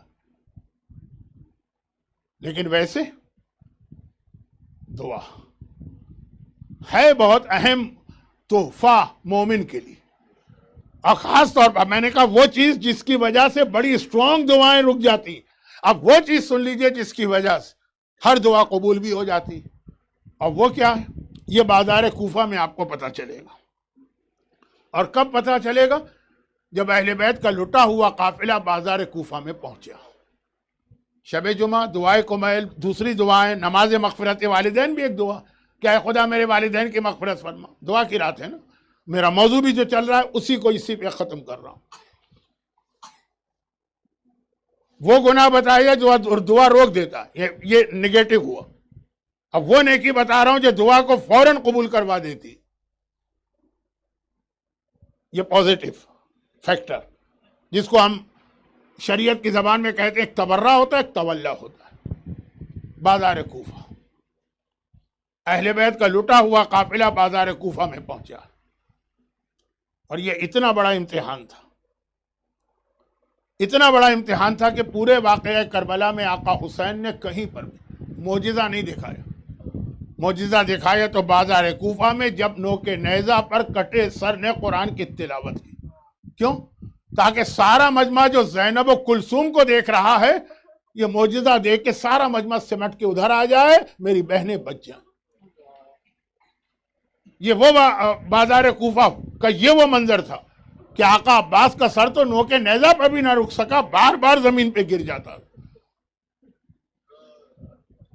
اور ادھر ابن زیاد کا آرڈر آیا کہ آئے عمر سعد اس قافلے کو بازار میں روک دو اور بہت دیر تک روکے رہو. اچھا عمر سعد کو جلدی، اس کو جلدی کیوں؟ اس کو انگریزی میں کہتے ہیں کانفلکٹ آف انٹرسٹ. عمر سعد کو یہ قیدی دربار میں جلدی لے جانا تو انعام ملے گا، جتنے جلدی جائے گا انعام ملے گا. اور ابن زیاد کہتا ہے قافلے کو روکو اور بہت دیر سے لے کر آؤ. کیوں؟ بے حیا کے جملے تو سنیے. کہتا ہے 2 وجہ. نمبر 1، ابھی ہمارے دربار کا ڈیکوریشن انکمپلیٹ.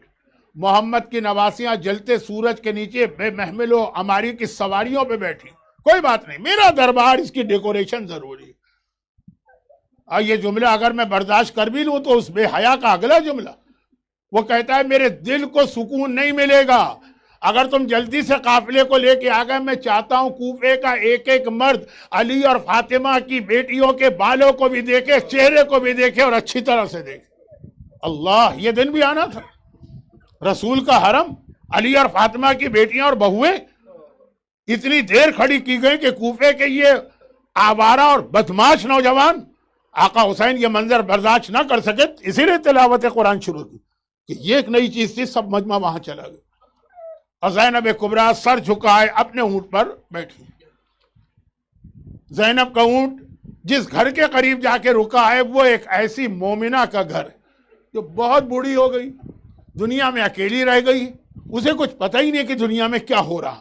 گھر میں بیٹھنے والی ایک بوڑھی عورت جیسے ہماری نانیاں اور دادیاں تھیں، یہ تو اس سے بھی پہلے کی بات.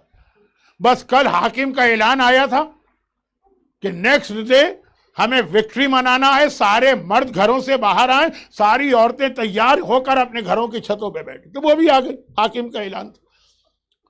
لیکن اب وہ دیکھ رہی ہے کہ میرے گھر کے سامنے جو اونٹ آ کے رکا، اس پر کوئی بی بی اپنے سفید بالوں سے چہرہ چھپا کے بیٹھی، اور ان کی گود میں ایک ننھی سی بچی لیٹی ہے، جس بچی کے رخسار پہ تماچوں کے نشان گھر کی چھت سے بھی نظر آ رہے ہیں۔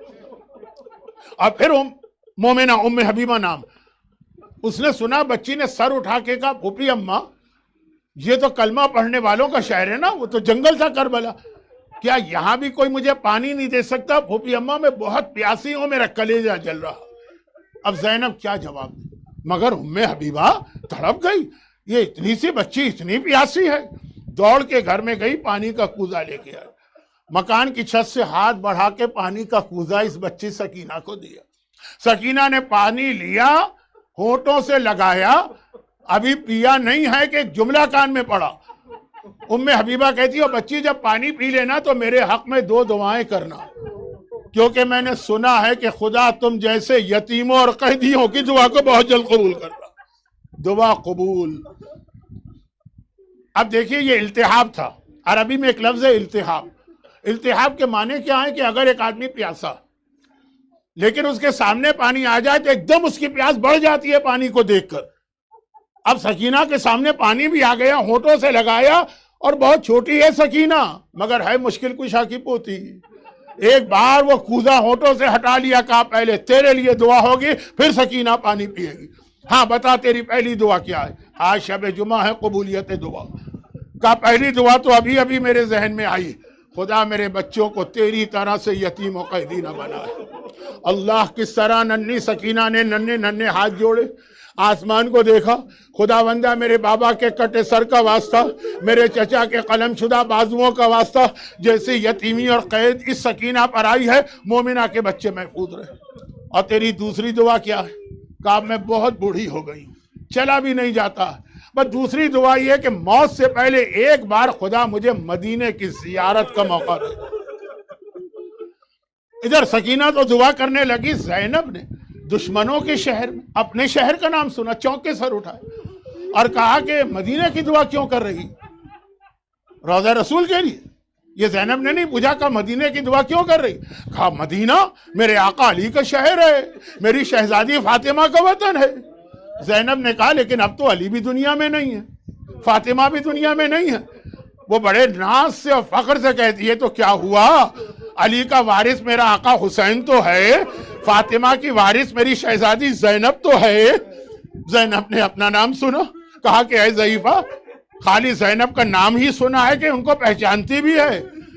وہ مومنہ فخر سے کہتی ہے لو بھلا کیسی بات کر رہی، ارے پہلے تو ہر سال بی بی کی زیارت کو جاتی تھی، اب تو بڑھاپے نے روک دیا ہے۔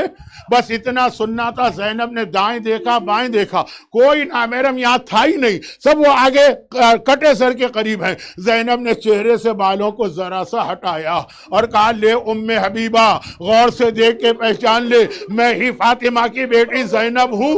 ام حبیبہ کا ایک جملہ یہ بھی قبولیت دعا، یہ آخری جملہ بھی قبولیت دعا۔ ایک جملہ تڑپ کے کہا شہزادی، ارے آپ قیدی بن گئی، آپ کے سر پہ چادر نہ رہی، میرا مولا باب الحوائج عباس کہاں چلا گیا کہ عباس کی بہن قیدی بنا کے بازاروں میں لائی؟ اجرکم علی اللہ علی ولعنۃ اللہ علی اعدائہم اجمعین۔ خداوندہ مصائب کا آخری جملہ باب الحوائج عباس سے علمدار کا نام میری زبان پہ آ گیا۔